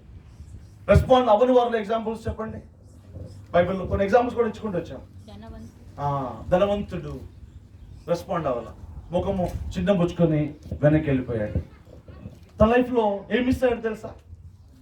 అపోస్తలుడిగా ఉన్నాడు అని అనుకుంటాను. బహుశా యూదా ఇస్కరియోతు ప్లేస్లో ఈ ధనవంతుడైన యవ్వనస్తుడు వచ్చిండేవాడేమో, దేవుడు అలా రీప్లేస్ చేసేవాడేమో. కానీ ఒక అమూల్యమైన ఒక అద్భుతమైన విషయాన్ని కోల్పోయాడు. యోహాను గురించి ఒక మాట రాయబడింది బైబిల్లో, యోహాను సువార్తలో. దేవుని యొద్ద నుంచి పంపబడిన ఒక మనుషుడు ఉండెను, అతను యోహాను అని రాయబడింది. యోహాను ఎవరంట? ఏం రాయబడింది అతని గురించి? హి వాజ్ సెంట్ బై గాడ్. ఇంకొక మాట గురించి చూస్తాం, దేవుని ద్వారా పంపబడిన వ్యక్తికి ఆయన ఏమిస్తాడు? ఎనీవన్? కొలత లేని ఆత్మను ఆయన అనుగ్రహిస్తాడు. ఈ పిలుపును నిశ్చయం చేసుకోవాలి. టు మేక్ ఇట్ సర్టన్, నిశ్చయం చేసుకోవాలి. తర్వాత నమ్మకంగా పిలుపుని చివరి దాకా తీసుకుని వెళ్ళాలి. పౌలు అంటున్నాడు, ఈ కృపను నేను నిరర్ధకం చేసుకోలేదు, అందుకే మిగిలిన అందరికంటే నేను గొప్ప పరిచయం చేశానని చెప్పగలుగుతున్నాడు. ఆయన ఇది నా గొప్పతనం కాదు, ఆయన కృపనే. ఆ యొక్క పరలోకపు దర్శనానికి నేను అవిధేయత చూపలేదు అంటున్నాడు. అంటే చూపడానికి అవకాశం ఉంది, అంతేనా కాదు? When God called you, you can respond or you may not respond to that. దేవుడు ఎవరిని బలవంతం చేయడు.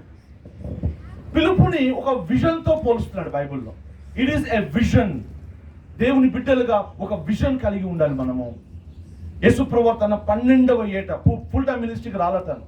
తన 12వ ఏట యెరూషలేములో తన తల్లిదండ్రులు తను మిస్ అయినప్పుడు అక్కడ కొంతమంది స్క్రైబ్స్తో కూర్చొని మాట్లాడుతున్నాడు, స్కాలర్స్తో కూర్చొని మాట్లాడుతున్నాడు. అప్పుడు తల్లి వచ్చి అంటే, నాన్న ఎందుకు ఇలా చేసావు, మేమెంత కంగారు పడ్డామో కదా, మీకు తెలిసి స్టోరీ, అందుకే నేను ముందుకు వెళ్తున్నా. అక్కడ యేసు ప్రభువు ఒక అద్భుతమైన మాట రాస్తాడు. ఏం చెప్పండి అక్కడ? నేను నా తండ్రి పని మీద ఉండాలని మీకు తెలియదా? సేవకుడు ఫుల్ టైం వర్కర్ అతను అప్పటికి కాదు, కానీ 12 ఏళ్ల వయసులోనే తన తండ్రి పని మీద ఉండాలన్న ఆలోచన ఉంది.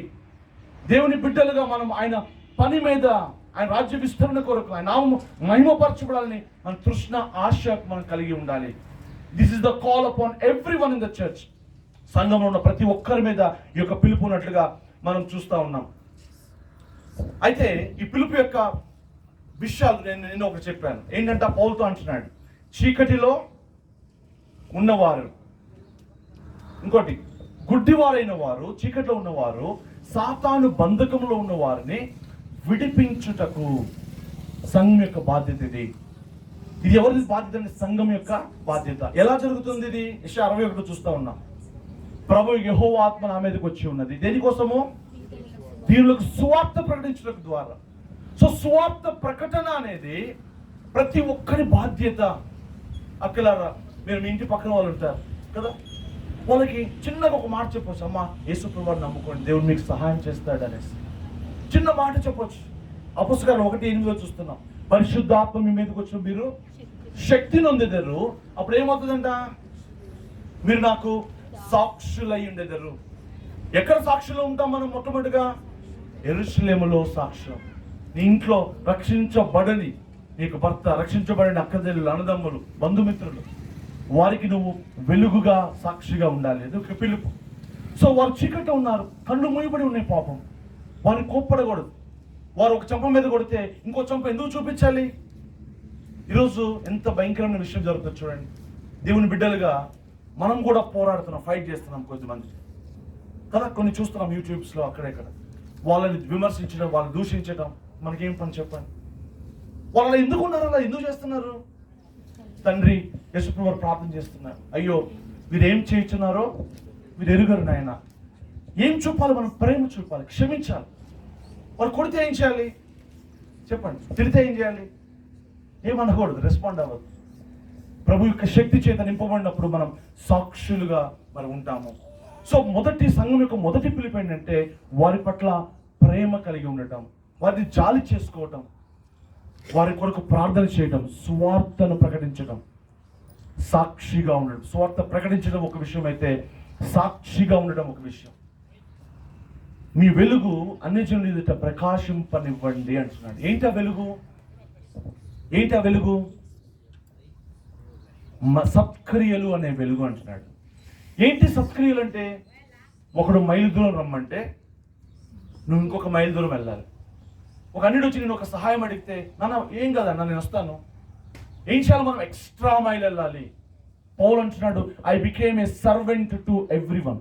నేను అందరికీ దాసుని అయిపోయాను. ఎందుకు దాసుడు? పని పాటలు లేవు అతనికి. నిజంగా దాసుడు అతను చెప్పాలంటే రిచెస్ట్ మ్యాన్ అసలు ఆ కాలంలో. పౌలు యొక్క ఆస్తి ఆ కాలంలో 400 కోట్లు ఉంటుందండి. యాక్చువల్గా మిలియనీర్ అతను. బై బర్త్ రోమన్ సిటిజన్ తను.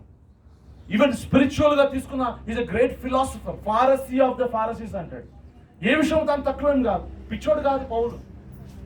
కానీ యేసుక్రీస్తుతో ఎప్పుడైతే పట్టబడ్డాడో, యేసు ప్రభు యొక్క మహిమను, ఆయన శిలువ దర్శనం ఎప్పుడైతే తను కలిగి ఉన్నాడో, తన లైఫ్ మారిపోయింది. యేసుక్రీస్తుకి దాసుడిగా మారిపోయాడు. యేసుక్రీస్తు దాసుడు, బాండ్ స్లేవ్ అయిపోతున్నాడు. సర్వెంట్ కాదు. సర్వెంట్ వేరు, స్లేవ్ వేరు. నిన్న మనం అనుకున్నాం, ఒక స్లేవ్ అనేవాడు తన యజమానుని ప్రేమించి తన జీవితాన్ని తను ఏం చేస్తాడంట? అర్పించుకుంటాడు. తన జీవితాంతం సేవ చేస్తూనే ఉంటాడు. డబ్బు కోసం చేయడు. తను జీతం లేదు, జీతగాడు కాదు సేవకుడు. ప్రియులారా, he's a slave, bond slave అంటాం దాన్ని. పౌలు కానీ యాకోబు కానీ వీళ్ళందరూ తమను తాము bond slaves of Jesus Christ అని రాసుకున్నారు. మీరందరూ కొద్దిమంది జాబ్స్ చేస్తూ ఉన్నారు. ఐటీస్లో ఉండొచ్చు, లేదా డిఫరెంట్ జాబ్స్ చేస్తుండొచ్చు. మీరు జాబ్ మేనేజర్స్గా ఉండొచ్చు. ఏదైనా మీరు ఊరికే చేస్తున్నారా? అక్కడ వారు ఒక నెల జాబ్ శాలరీ ఇవ్వలేదు అనుకోండి, మీరు చేస్తారా? చూస్తారు. ఇంకొక నెల చూస్తారు. ఇంకో నెల కూడా వాళ్ళకి శాలరీ ఇవ్వలేదు అనుకోండి, ఊరికే మీరు కంపెనీకి సేవ చేస్తారేంటి? ఏం చేస్తారు? సింపుల్గా టాటా గుడ్ బై అని చెప్పి వచ్చేస్తాం. సో డబ్బులు ఇస్తేనే చేసేది ఏంటి చెప్పండి? జాబ్. క్రైస్తవ సేవ డబ్బు కోసం చేయదు. It is not a profession, it is a call. ఇది పిలుపు. దేవుని యొక్క పిలుపు అందుకున్నవాడు ఒక ప్రొఫెషన్ లాగా చూడండి. చిన్న ఎగ్జాంపుల్ చెప్తాను. ఒక నర్స్ ఉంది. నర్సు డ్యూటీ ఎక్కింది. పొద్దున్న 8 నుంచి నైట్ 8 వరకు తన డ్యూటీ అనుకుందాం. ఐసీయూలో ఉంది తన డ్యూటీ. ఐసీయూలో ఒక చిన్న బిడ్డ పాపం సఫర్ అవుతా ఉంది, బాగా ఇబ్బందులు పడతా ఉంది ఐసీయూలో. కానీ 8 o'clock వరకు ఈ యొక్క నర్స్ ఏం చేస్తుందంటే హోల్ హార్టెడ్గా, కమిటెడ్గా, ఎంతో జాగ్రత్తగా ఆ యొక్క చంటి బిడ్డను ఏం చేస్తుంది? సేవ చేస్తుంది, చూసుకుంటా ఉంది. కానీ టైం చూసుకుంటా ఉంటుంది. 8 o'clock కాగానే ఏం చేస్తుంది? వదిలేదా? పక్కన పెట్టేసి బట్టలు మార్చుకొని ఇంకేం ఆలోచించుకుంటూ ఉంటుంది? ఎప్పుడు ఇంటికి వెళ్ళాలి, ఇంట్లో వంకాయ చేయాలా, బెండకాయ చేయాలా, లేదా భర్తతో సినిమాకి వెళ్ళాలా, ఎన్నెన్నో ఆలోచనలు తన మనసంతా కూడా. కానీ ఇక్కడ ఏం చేస్తుంది? ఇక్కడ సేవ చేస్తూనే ఉంది. ఎంతవరకు చేస్తుంది? 8 వరకే చేస్తుంది. తర్వాతకి పట్టించుకోదు. ఈ 8 వరకు కూడా ఎందుకు చేస్తుంది చెప్పండి? 8 వరకు ఎందుకు చేస్తుంది? Salary, duty. శాలరీ ఇవ్వకపోతే చేస్తుందా? చేయదు. డ్యూటీ మైండ్ ఉంది తనకి. అదే ఆ యొక్క చంటిపిడి యొక్క తల్లి కూడా ఉంది పక్కన. తల్లి కూడా టైం చూసుకుంటుందా? 8 అయిపోయింది ఇంటికి వెళ్ళాలి అనుకుంటుందా? వెళ్ళదు. ఎందుకు కాదు? 8 కాదు, 9 కాదు, 10 కాదు, రాత్రంతా బిడ్డను ఒళ్ళో పెట్టుకొని ఏడుస్తూనే ఉంటుంది, ప్రార్థన చేస్తూనే ఉంటుంది. అవసరమైతే డాక్టర్ దగ్గర తిరుగుతూ ఉంటుంది, మెడిసిన్స్ కొనుక్కొస్తూ ఉంటుంది, డబ్బుల కోసం వాళ్ళని వీళ్ళని అడుగుతూ ఉంటుంది, అవసరమైతే ఇల్లు అమ్మేసుకుంటుంది. She goes to any extent. ఏముంది ఇక్కడ? దీన్ని ఏమంటామంటే ప్రేమ. తన బిడ్డను ఎందుకు సేవిస్తుందంటే ప్రేమతో సేవిస్తుంది, డ్యూటీ మైండ్ కాదు. నాకు తెలిసిన కొంతమంది దైవజనులు ఉన్నారు. వారు చేసే ప్రాంతాల్లో చాలా పేద వారి మధ్య చేస్తూ ఉంటారు. వాళ్ళు అరకులో కొద్దిమంది సేవకులతో మేము పరిచయం కలిగి ఉన్నాం. అక్కడ చర్చికి వెళ్ళాలంటే అక్కడ చర్చికి వెళ్ళాలంటే 6 కిలోమీటర్లు నడిచి వెళ్ళాలి. పాస్టర్ గారు 6 kilometers బైక్ పెట్టి, బైక్ వెళ్ళదు, సైకిల్ కూడా వెళ్ళదు అనమాట. నడుచుకుంటూ వెళ్తే అక్కడ ఎంతమంది ఉంటారంటే ఒక 10 మంది ఉంటారు సేవకులు, విశ్వాసులు. ఆ 10 మంది ఎవరంటే అతి పేదవాళ్ళు, వాళ్ళకే తినడానికి లేదు. చెప్పండి, ఇది ఎందుకు సేవ చేస్తాడు? ఇక్కడ డబ్బు కోసం చేస్తున్నాడా? పేరు వస్తుంది అతనికి? ఏమన్నా పట్టించుకుంటారు ఎవరైనా? మరి దేని చేత అతను డ్రైవ్ చేయబడుతున్నాడు? He was driven by the love of God. యేసుక్రీస్తు వారి ప్రేమ రుచి చూశాడు. తన ప్రేమ అతను బలవంతం చేస్తాను, ఎంత దూరమైన ఎక్కడికైనా వెళ్తాడు. అది ఎక్స్ట్రా మైల్ వెళ్ళటం అంటే, అది తెగింపును తీసుకొస్తుంది. మన మగ్దలేని మరియ యేసుప్రభు చనిపోయిన తర్వాత ఆదివారం తెల్లవారుజామున ఆ యొక్క సమాధి దగ్గరికి వస్తుంది కదా, పరిగెత్తుకుంటూ వస్తుంది. వచ్చి తన ప్రభువుని చూసుకోవడానికి వస్తే ప్రభువు లేడు అక్కడ. అయ్యో నా ప్రభువు లేడు, ఏడుస్తూ ఉంది. అక్కడ ఎవరున్నారు? అక్కడ దూతలతో అంటుంది, అయ్యా నా ప్రభువుని నన్ను నువ్వు చూసావా? ఎందుకమ్మంటే నేను ఎత్తుకెళ్తాను నా ప్రభువుని అనేసి. మగ్దలేని మరియ నువ్వు ఎట్లా ఎత్తుకెళ్తావు యేసు ప్రభువుని? నువ్వెంత అసలు ఆయన వెయిట్ ఎంత ఉంటాడు? ఆయన ఎత్తుకెళ్తుందంట, ఎత్తుకెళ్తుంది కూడా, అవసరం ప్రయత్నం చేస్తుంది. సో ప్రేమ ఏ పనైనా చేపిస్తుంది పిల్లలు. యేసుక్రీస్తు వారిని అటువంటి ప్రేమ చేత మనము నడిపించమని ప్రభు కోరుతా ఉన్నాడు. It is a call, it's not a profession, it is a slavery. దేవుడికి నేను దాసుని అవుతాను, నేను నా కుటుంబము దేవుని సేవిస్తాము. దేనికోసం అంట? Not for the salary. ఒక దైవజనుడు నాకు తెలుసు, గొప్ప దైవజనుడు.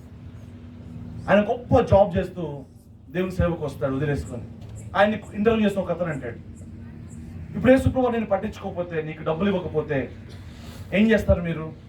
యూ గో బ్యాక్ మళ్ళా అంటే ఆయన ఏమన్నా తెలుసా? ఆయన నాకేదో డబ్బులు ఇస్తాడని, నాకేదో బంగారం ఇస్తాడని, ఇల్లు ఇస్తాడని, పోషిస్తాడని నేను రాలేదు. అసలు నేను దేనికోసం, వీటి కోసం రాలేదు, ఆయన సేవించడానికి. ఎందుకు వచ్చావు మరి చెప్పండి? ఆయన నన్ను పిలుచుకున్నాడు, ఆయన నన్ను తన దండులో చేర్చుకున్నాడు. నేను ఆయన ప్రేమ రుచి చూశాను. నేను ఆయన గురించి చెప్పకుండా నేను ఉండలేను. అవసరమైతే చెట్టు కిందకు వచ్చి బఠానీలు అమ్ముకుంటూ, లేకపోతే ఏం చేస్తానంట, ఇల్లు లేకపోయినా నేను చెట్టు కింద ఉండి సేవిస్తాను, కానీ నేను మరలా ఆయన్ని విడిచిపెట్టాను అంటున్నాడు. We need to understand the commitment, okay, the love for God. So how we are driven, ఈ విషయాల పట్ల మనము పరిశుద్ధాత్మ మనకు సహాయం చేస్తాడు. This is the call from above. ఆమేన్, హల్లెలూయా. ఇంకా మనం చూస్తూ ఉన్నాం, కొద్దిమంది ఈ పిలుపుని విడిచిపెట్టిన వాళ్ళు చూస్తున్నాం. దేమా లోకమును ప్రేమించి, యూదా ఇస్కరియోతు డబ్బును ప్రేమించి, పొజిషన్ ప్రేమించి వారు పిలుపుని కోల్పోతున్నారు. తర్వాత సౌలు తన పిలుపుని 2 సంవత్సరాల తర్వాత కోల్పోతా ఉన్నాడు. అయినా సరే దేవుడు అతనికి అవకాశం ఇస్తూ వస్తున్నాడు. దేవుడు అవకాశం ఇస్తూనే వస్తున్నాడు. మీరు ప్రకటన గ్రంథం చూస్తే 5 సంఘ కాపరులతో ఆయన మాట్లాడుతున్నాడు. 5 సంఘ కాపరులకి 5 హెచ్చరికలు చేస్తున్నాడు. 2 సంఘాలకు మాత్రం ఆయన ఎటువంటి కంప్లైంట్ చేయలే. స్ఫుర్ణ, ఫిలడెల్ఫియా సంఘానికి ఆయన కేవలం మెచ్చుకున్నాడు తప్ప వాళ్ళని పాయింట్అవుట్ చేయలే. మిగతా 5 సంఘ కాపరులతో, సంఘాలతో ఆయన కొన్ని హెచ్చరికలు చేస్తూ ఉన్నాడు. నువ్వు మొదటి సంఘంతో నువ్వు తొలి ప్రేమను నువ్వు వదిలిపెట్టావు అంటాడు. నువ్వు రిపెంట్ అవ్వు అంటున్నాడు. రిపెంట్ అయ్యి వస్తే నేను నీకు మరలా రివార్డ్ ఇస్తాను. ఇంకొకరికేమో నీకు కేవలం ఒక ఫార్మ్ ఆఫ్ గాడ్లీనెస్ ఉంది. ఇంకో చోటేమో ఎజబెల్ అనే స్త్రీని ఉండనిచ్చుకున్నావు. ఇంకో చోటేమో మరి బిలాము బోధన అనుమతించావు, నికోలాయితులో బోధన అనుమతించావు. మనందరికి ఇవి ఐడియా ఉంది కాబట్టి నేను క్విక్గా ముందుకు వెళ్తున్నాను. సో ఏం చేస్తున్నాడు వారితో? దేవుడు వారితో ప్రేమతో వారిని మందలిస్తా ఉన్నాడు. వారికి మరలా అవకాశం ఇస్తున్నాడు. You turn to me, repent, అప్పుడు నేను మరలా రెస్టోర్ చేస్తాను. ఒక సంఘంతో అంటున్నాడు, కొద్దిమందితో బహుశా పిలుపు అందుకున్న వారితో అంటుండొచ్చు, remember what I have spoken to you. ప్రకటన గ్రంథం 3:3లో ఒకసారి చూద్దాం ఒక్క మాట. ప్రకటన గ్రంథం 3:3లో సార్దీసో మరి లేకపోతే సార్దీస్ అనుకుంటా సంఘం, సార్దీసేనా? 3:3 నా దేవుని ఎదుట సంపూర్ణంగా అయినవిగా నాకు కనబడలేదు కనుక జాగరూకుడవై చావనై ఉన్న మిగిలిన వాటిని బలపరచుము. నీవెలాగు ఉపదేశం పొందితివో, నువ్వు ఏలాగు ఉపదేశము పొందితివో, ఏలాగు వింటివో జ్ఞాపకము చేసుకొని దానిని గైకొనుచు మారు మనసు పొందుము. ఏంటి మాట? దేవుడు చెప్పట్లే, ఏం చెప్పాడు అతనికి ఇంతకుముందు? It's a personal to him and to God. నువ్వు నా దగ్గర ఏం విన్నావో, నేను నీకేం చెప్పానో నీకు తెలుస్తుంది. నేను చెప్పింది నీకు, కానీ నువ్వు నెగ్లెక్ట్ చేసావు. బైబిల్ రాయబడలే, ఇట్స్ ఎ మిస్టరీ. నువ్వు ఏలాగు నా యుద్ధ విన్నావో ఒకప్పుడు, you know what I have spoken to you, what you received from me. కానీ నువ్వేం చేస్తావు? నెగ్లెక్ట్ చేస్తూ వచ్చావు, దాన్ని విడిచిపెడుతూ వచ్చావు. నువ్వు దాన్ని గుర్తు పెట్టుకొని సమ్ టైమ్ బ్యాక్, బహుశా కొన్ని ఇయర్స్ క్రితం దేవుడు నీకు ఒక పని చెప్పాడేమో, లేక ఒక విషయంలో మార్చుకొని గుర్తు చేసాడేమో, లేకపోతే ఆయన ఒక ప్రత్యేకమైన పిలుపుకి పిలిచాడేమో, I don't know. Recent times లో దేవుడు నాతో మాట్లాడే మాట, గత 1 వీక్ క్రితం ఆ ఒక లైట్ నాకు పడింది ఒక బ్రదర్తో మాట్లాడుతున్నప్పుడు.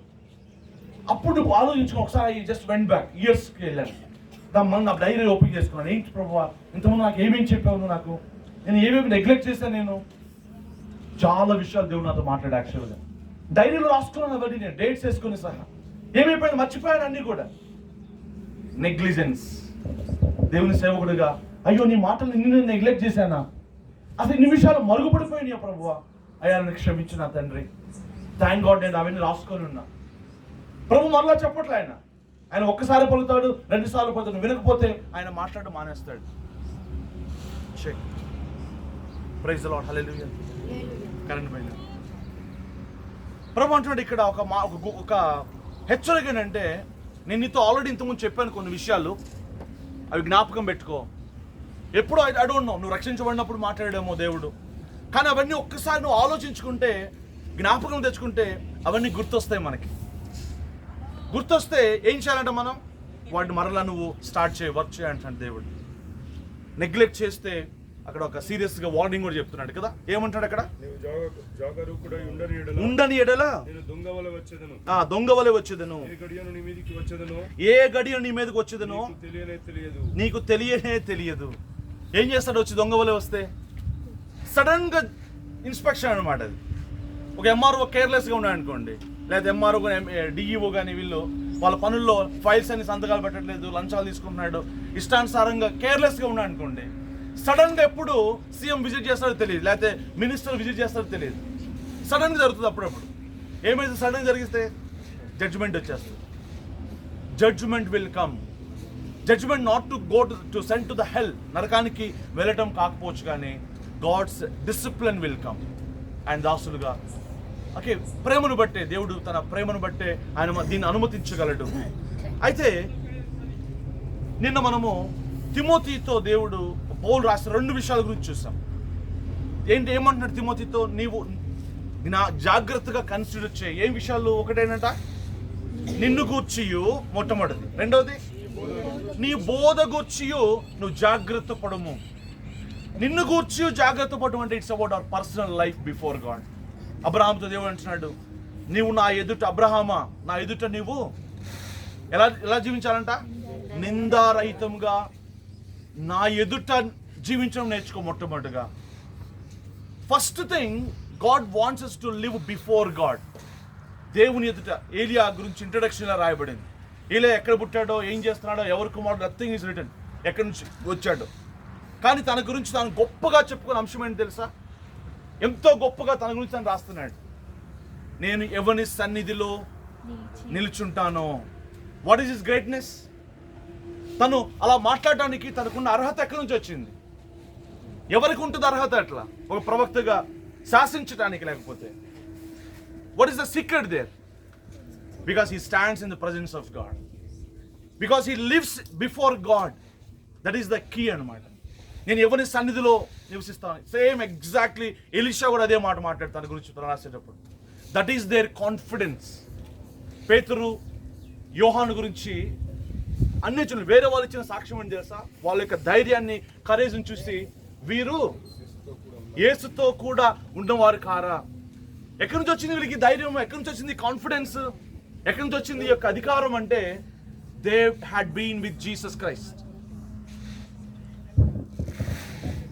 వారు యేసుతో కూడా జీవించిన వారు. ఆ 3.5 సంవత్సరాలు యేసు ఎక్కడుంటే వీళ్ళు అక్కడ. వీడింట్లో లేడు. అక్కడ యేసు ఎక్కడ పండుకుంటే అక్కడ పండుకోవాలి, ఎక్కడికి వెళ్తే అక్కడికి వెళ్ళాలి.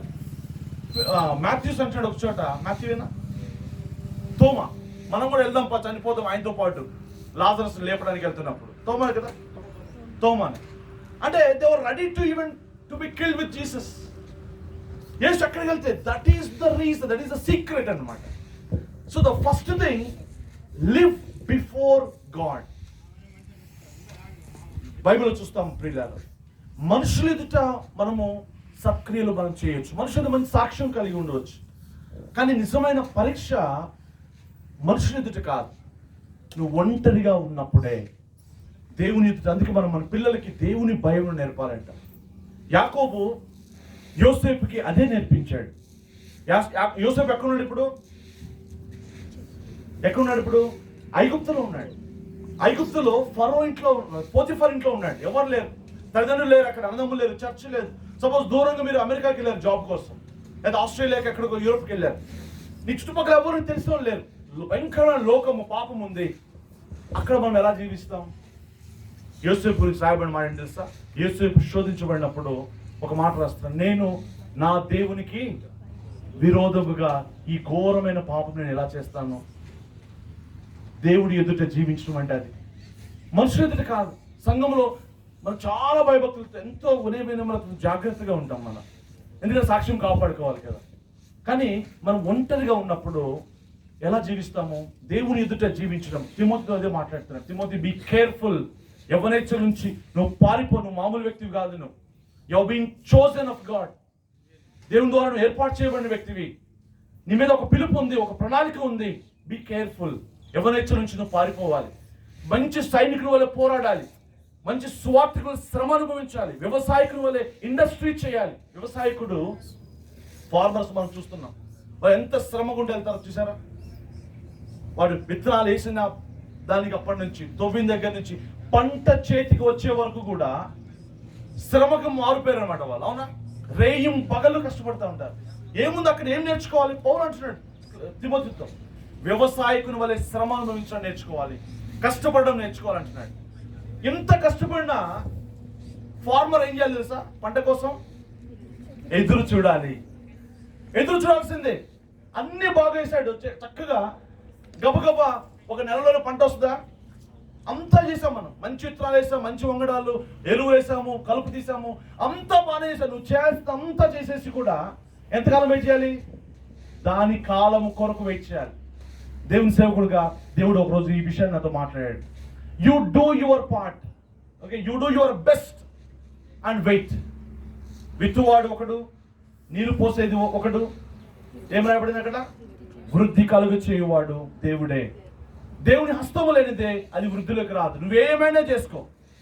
సో దేవుని యొక్క సహాయం మనకు కావాలి. But God is faithful in that. దేవుని ఎదుట మనం జీవించడం నేర్చుకుంటే దేవుడు మనకు ఖచ్చితంగా బ్లెస్ చేస్తాడు. మంచి సైనికుల వల్ల పోరాడడం అంటున్నాడు. వ్యవసాయకుల వల్ల శ్రమ అనుభవించి వెయిట్ చేయమంటున్నాడు పౌలు. ఇంకా మనం చూస్తే ఎక్కడున్నాం ఇందాక? ఆయన ఎదుట అబ్రహాము, యోసేపు దేవునికి వ్యతిరేకంగా ఎలా జీవించగలను? ఆ మాట అనగానే ఇక తనకు ఒక డోర్ ఓపెన్ అవుతా ఉంది జైల్లోకి. Praise the Lord. ఎందుకు ఆ డోర్ ఓపెన్ అయింది జైల్లోకి? ఫరో దగ్గరికి వెళ్తాను. Praise the Lord. ఓకే, అక్కడ కన్ఫ్యూజ్ అవుతాం మనం. ఏం ప్రభావం నా పట్ల గొప్ప ప్రణాళిక అన్నావు, తీస్తే ఇంకా వర్స్ట్ గా మారిపోతుంది నా పరిస్థితి. పరిస్థితి వర్స్ట్ గా మారుతుందంటే యాక్చువల్గా బెస్ట్ గా తీసుకెళ్ళడం అర్థం. హల్లెలూయా, ప్రైజ్ ద లార్డ్. నా జీవితంలో పరిస్థితి వర్స్ట్ గా వెళ్తుంది, ఇంకా కుషించిపోతున్నా అంటే సడన్ గా ఒక డోర్ ఓపెన్ అవుతుంది నీకు. ఎన్ని సంవత్సరాలు జైల్లో మగ్గుతున్నాడో, బాధపడుతున్నాడో తెలియదు. యెహోవా వాక్యము అతన్ని పరిశోధించుచుండెను అని బైబిల్ సెలవిస్తా ఉంది. అంటే అర్థం ఏంటి తెలుసా? దేవుని వాక్యము ఒక వ్యక్తిని ఎలా పరిశోధిస్తుందో తెలుసా? దేవుని వాక్యం ఉంది, నాకు వాగ్దానం ఉంది. అబ్రహామును దేవుని వాక్యం పరిశోధించి అబ్రహామును కూడా ఎలాగా? అబ్రహాంకు ఒక వాగ్దానం ఉంది. You become the father of nations. వాగ్దానం ఉంది, అయితే నెరవేరట్లా. వాగ్దానం కనపడుతుంది, నెరవేరట్లే. ఏమి రిజల్ట్ కనపడలేదు. టెస్ట్ అది. నమ్మాలి, వాక్యం నమ్మాలి. ఎంతకాలమో తెలియదు, ఎప్పుడో తెలియదు, ఎలాగో తెలియదు. నిరీక్షణకు ఆధారం ఉండదు. దేవుని బిడ్డలుగా దేవుడు మనల్ని ఫేస్ గుండా తీసుకుని వెళ్తాడు. నిరీక్షణకు ఆధారము స్లోగా పోతా ఉంటుంది. జైల్లో 1 సంవత్సరం, 2 సంవత్సరాలు, కొన్ని ఇయర్స్ అనుభవించాడు తను. అతని కాళ్ళు చేతులు ఇనుము చేత బాధించబడ్డాయని రాయబడింది. బహుశా సంఖ్యలకి పుండ్లు పడిపోయినాయేమో. ఎంత పెయిన్ గుండా వెళ్తున్నాడో. ఆ యొక్క ఇనుప లేకపోతే బండ మీద పండుకోవాలి, చలి గుండా వెళ్తున్నాడు. హోప్లెస్, టోటల్ గా బికమింగ్ హోప్లెస్. సడన్ గా ఒకరోజు రాత్రి డోర్ ఓపెన్ చేశారు, తలుపు కొట్టారు. ఎవరైనా తలుపు తీస్తే ఎవరు? ఫరో దగ్గర నుంచి సైనికులు వచ్చారు. అర్జెంటుగా నువ్వు ఫరో ముందు నిలబడాలి. అర్థం కాలేదు, ఎందుకు నిలబడాలి, నేనేం చేశాను అదంతా నాకు తెలియదు. కమాన్. ఫరో దగ్గరికి ఎలా వెళ్తారు? అట్లా వెళ్తారు పిచ్చి పిచ్చిగా. ఫరో దగ్గరికి వెళ్ళాలంటే జుట్టు కట్ చేసి, మంచి బట్టలు వేసి, సడన్ గా బట్టలు అపియరెన్స్ మారిపోయింది, అటైర్ మారిపోతా ఉంది. చక్కగా రాజు మర్యాదలు తీసుకెళ్లి ఫరో ముందు నిలిచిపెడతారు. తర్వాత ఇమ్మీడియట్ గా నెక్స్ట్ డే ఏమైపోతాడు? Isn't it amazing? What is the reason for that? దేవుని ఎదుట నివసించడం తను నేర్చుకున్నాడు. దేవుని వాక్యము నమ్మకంగా, పిలుపుకు నమ్మకంగా, మనుషుల కోసం కాదు, మనుషులు చూస్తున్నారు మనుషులు లేరని కాదు, తనకు ఇవ్వబడిన దాంట్లో నమ్మకంగా దేవుణ్ణి సేవించాడు. ఆ పరిస్థితుల్లో ఒక దినమున దేవుడు నిర్ణయించాడు, వాగ్దానం నెరవేర్పు జరుగుతుంది అతనికి. He becomes the king. దేవుని వాక్యం ఫెయిల్ అవ్వదు పిల్లలు. దేవుని వాగ్దానం ఫెయిల్ అవ్వనే అవ్వదు. ఎందుకంటే ఆయన తన వాక్యమును తన నామము కంటే కూడా హెచ్చించి ఉన్నాడు, అధికంగా చేసి ఉన్నాడు. ఆయన ఒక్కసారి పలికితే it will happen, period. Thing ఏంటంటే ఆ వాగ్దానం పట్టుకోవటం, గుర్తుపెట్టుకోవటం. ఎంతమంది నిజంగా వాగ్దానాన్ని రాసుకొని దానికోసం డైలీ ఎదురు చూస్తుంటారు? బెస్ట్ థింగ్ ఏంటి తెలుసా? దేవుడితో స్పెసిఫిక్ గా మాట్లాడిన వాక్యాన్ని ఫ్రేమ్ కట్టించుకొని నీ యొక్క రూమ్ లో ప్రతి చోట పెట్టుకోవడం. అబ్రహాంకి ఏముంది? ఒకే ఒక వాక్యం అబ్రహాంకి ఉంది. ఏంటది? నువ్వు విశ్వాసులకి తండ్రి, లేకపోతే దేశంలోకి తండ్రి అవుతావని, జనంలోకి తండ్రి. ఇంకా అతమించలేదు అతనికి. ఆ ఒక్క వాక్యం చాలా అతనికి. బహుశా అదే జ్ఞాపకం చేసుకుంటున్నాడేమో. అదే రాయబడతా ఉంది. వాగ్దానం చేసిన వాడు నమ్మదగిన వాడు, బలవంతుడు, శక్తివంతుడు, రూఢిగా విశ్వసించాడు. అది కీప్ మెడిటేటింగ్ చేస్తూ ఉన్నాడు. అది సరిపోయింది అతనికి. అది అతన్ని నిలబెడతా ఉంది. సో తిమోతితో అంటున్నాడు, నీ యొక్క జీవితమును దేవుని ఎదుట నిన్ను జాగ్రత్తగా చూసుకో. నేను మనం 2 విషయాలు చూసాం, భయపడము, ప్రేమించడము, ఆరాధించడం గురించి. ప్రైజ్ ది లార్డ్, హల్లెలూయా. ఆరాధనలో 2 భాగాలు ఏం చెప్పుకున్నాం? Fear and love. ఆయనకి రిఫరెన్షియల్ ఫియర్, తర్వాత ఆయన ప్రేమించటం. తర్వాత అంశం చూస్తా ఉన్నాం, పరిశుద్ధత అన్న మాట గుర్తు చేస్తా ఉన్నాడు దేవుడు కదా. యేసుప్రభుని సేన అనే దయ్యం చూసిన తర్వాత ఫస్ట్ రెస్పాన్స్ దయ్యం ఏం మాట్లాడింది చెప్పండి? సర్వోన్నతమైన దేవుని కుమారుడా అని మాట్లాడింది. ఇంకొక దయ్యం యేసుని చూడగానే ఇమ్మీడియట్ ఏమని సంబోధించి చెప్పగలుగుతారా? నీవు పరిశుద్ధుడు, దేవుని పరిశుద్ధుడవు అని మాట్లాడుతా ఉంది. అంటే దయ్యము ఒక వ్యక్తిని చూడగానే ఏం ఐడెంటిఫై చేస్తుంది? అతని యొక్క పొజిషన్. రెండవది అతని యొక్క పరిశుద్ధతను సాతాను గుర్తుపడుతుంది. సాతాను దేనికి భయపడుతుందంటే నీలోని పరిశుద్ధతను గుర్తిస్తుంది ఈజీగా. ఆమేన్, హల్లెలూయా. అందుకే తిమోతి పత్రిక రాస్తాడు, దోస్ హూ క్లెన్స్ దెమ్సెల్వ్స్, దేవుని చేతిలో వాడబడే ఘనమైన పాత్రలుగా ఉంటారు. That is something which we need to exercise day by day. నువ్వు విస్తరించబడినట్లుగా ద్వితీయోపదేశకాండంలోకి వచనం చూసాను నిన్న. ఉండకూడనిది, నిషేధించబడినది కొంచెమైనను నీ యొద్ద ఉండకూడదు. కొంచెం కూడా దేవుడు అనుమతించట్లేదు. అంటే ఆ కొంచెం నేను తీసేసుకున్నాను అనుకోండి, ఇప్పుడు నెక్స్ట్ టైం అవుతుంది చెప్పండి. ఇప్పుడే వాక్యం చెప్పాను, ఆయనని విస్తరించినట్లుగా నిషేధించబడినది ఉండకూడదు, కొంచెం కూడా ఉండొద్దు అంటున్నాడు.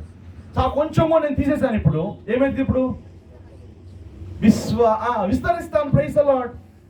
ఫ్లరిష్ అవుతాను నేను.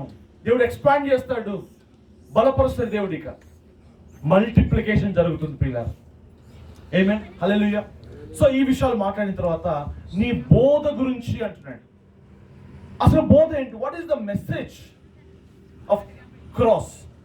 సిలువ యొక్క మెసేజ్ ఏంటి? ఈరోజు నెక్స్ట్ సెషన్లో మనము అసలు సబ్జెక్ట్ ఏంటి, సబ్జెక్ట్ ఎలా ప్రీచ్ చేయాలి, ఏ అధికారంతో ప్రీచ్ చేయాలి, ఎందుకు ప్రీచ్ చేయాలి, తర్వాత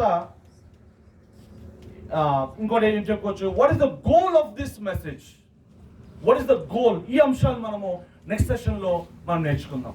ఆమేన్, హల్లెలూయా. ఈ యొక్క బోధ గురించి ఈ సమయాన్ని నేను అయ్యగారికి అప్పగిస్తాను.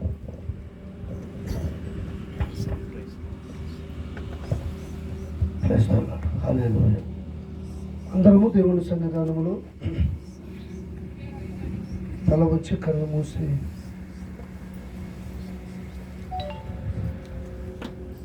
పరిశుద్ధాత్మ దేవుడు తన సేవకులను ఆయన సులువు చోటను మరుగుపరుచుకొని ఇప్పుడు దాకా దేవుడు మనతో మాట్లాడినటువంటి మాటలు, పర సంబంధమైన మాటలు, క్షేమం కలిగినటువంటి మాటలు, ఒక్కసారి మనం ఆ వాక్యాన్ని జ్ఞాపకం చేసుకుందాం. ఒక్కసారి ఆ వాక్యాన్ని మనం జ్ఞాపకం చేసుకుందాం. వాక్యము చదివేవారు 30 దంతులుగా ఆశీర్వాదించబడితే, వాక్యాన్ని ఎన్నో వాక్యాన్ని ధ్యానించేవారు 65 దంతులు ఆశీర్వాదించబడతారు. ఎన్నో వాక్యానుసారం ఈ లోకంలో నడుచుకున్న వారు నూరంతులుగా దీవించబడతారు. Praise God. అందరము దేవుని సన్నిధానంలో కళ్ళు మూద్దాం. ఎవరు కూడా కళ్ళు తెరవద్దాం. తల వంచండి. ఆయన పాదాల దగ్గర మన శిరస్సులో ఉంచి దేవునికి అప్పగించుకుందాం. ప్రభు, నాతో నీవు మాట్లాడి నేను నీ మాటల ప్రకారంగా నేను నడుచుకుంటాను, నేను జీవిస్తానయ్యా, నేను అలా బ్రతుకుతాను. యెరూషలేము, యూదయ, సమరయ, భూదిగంతముల వరకు నీకు సాక్షులుగా ఉంటా.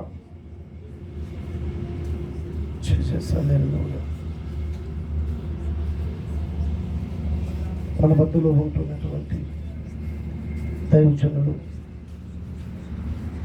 రాజ్ కుమార్ పాస్టర్ గారు ప్రార్థన చేస్తారు, ప్రార్థనలు నడిపిస్తారు. ఆ మీదట భోజనాలు ఉంటున్నాయి. 2 గంటల నుంచి 3 గంటల దాకా భోజనాలు. 3 గంటల తర్వాత 3 గంటల నుంచి గంటన్నర 4:30 దాకా మళ్ళీ 2వ సెక్షన్ ఉంటుంది. అందరూ కూడా ప్రార్థన పూర్వకంగా సిద్ధపడాలని ప్రభుత్వం మనం చేస్తున్నాం.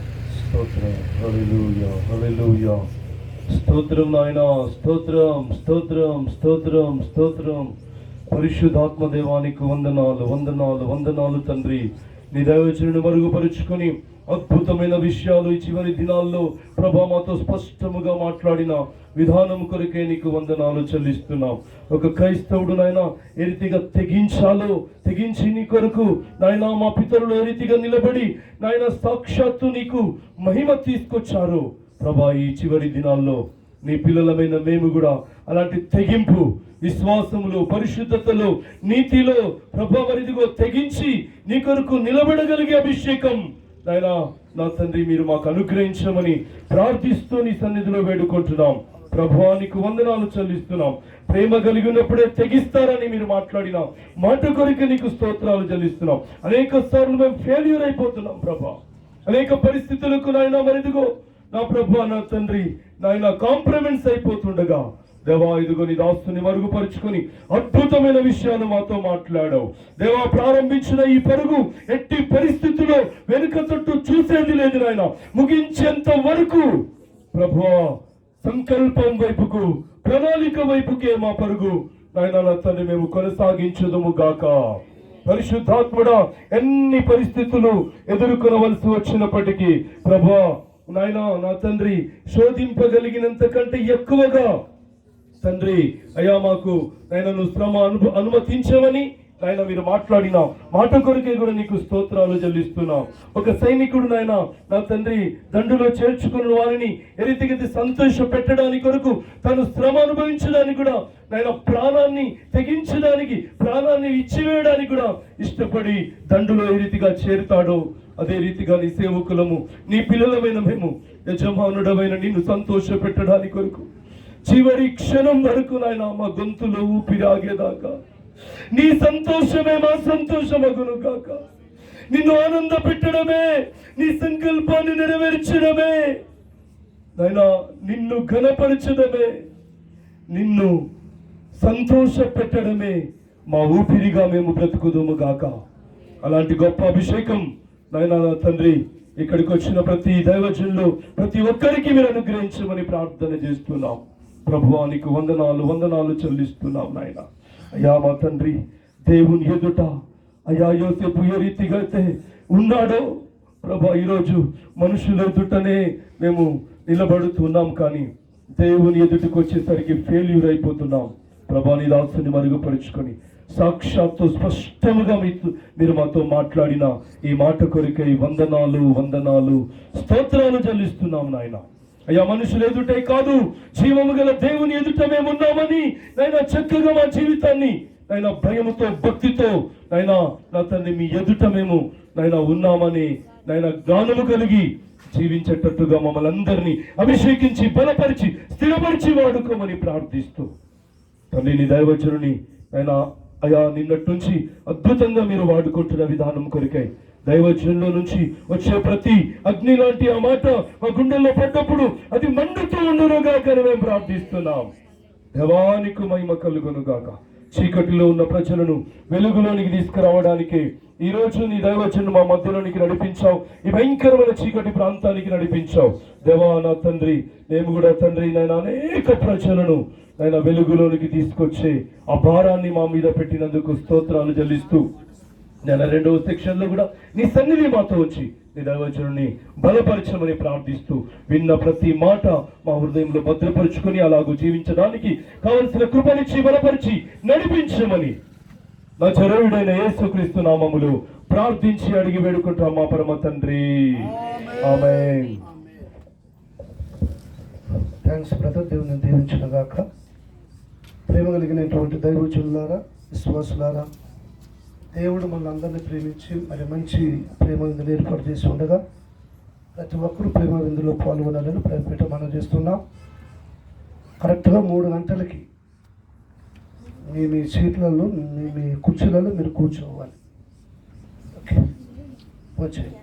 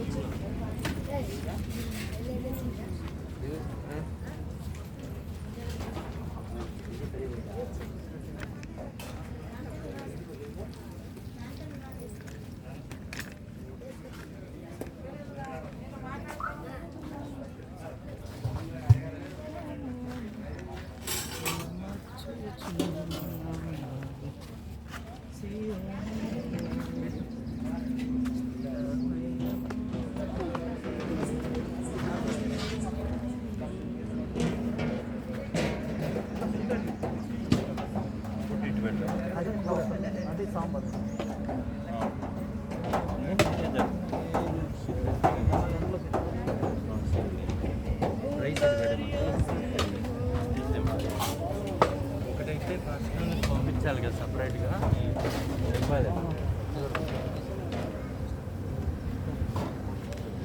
ఏంటమ్మా రేసులో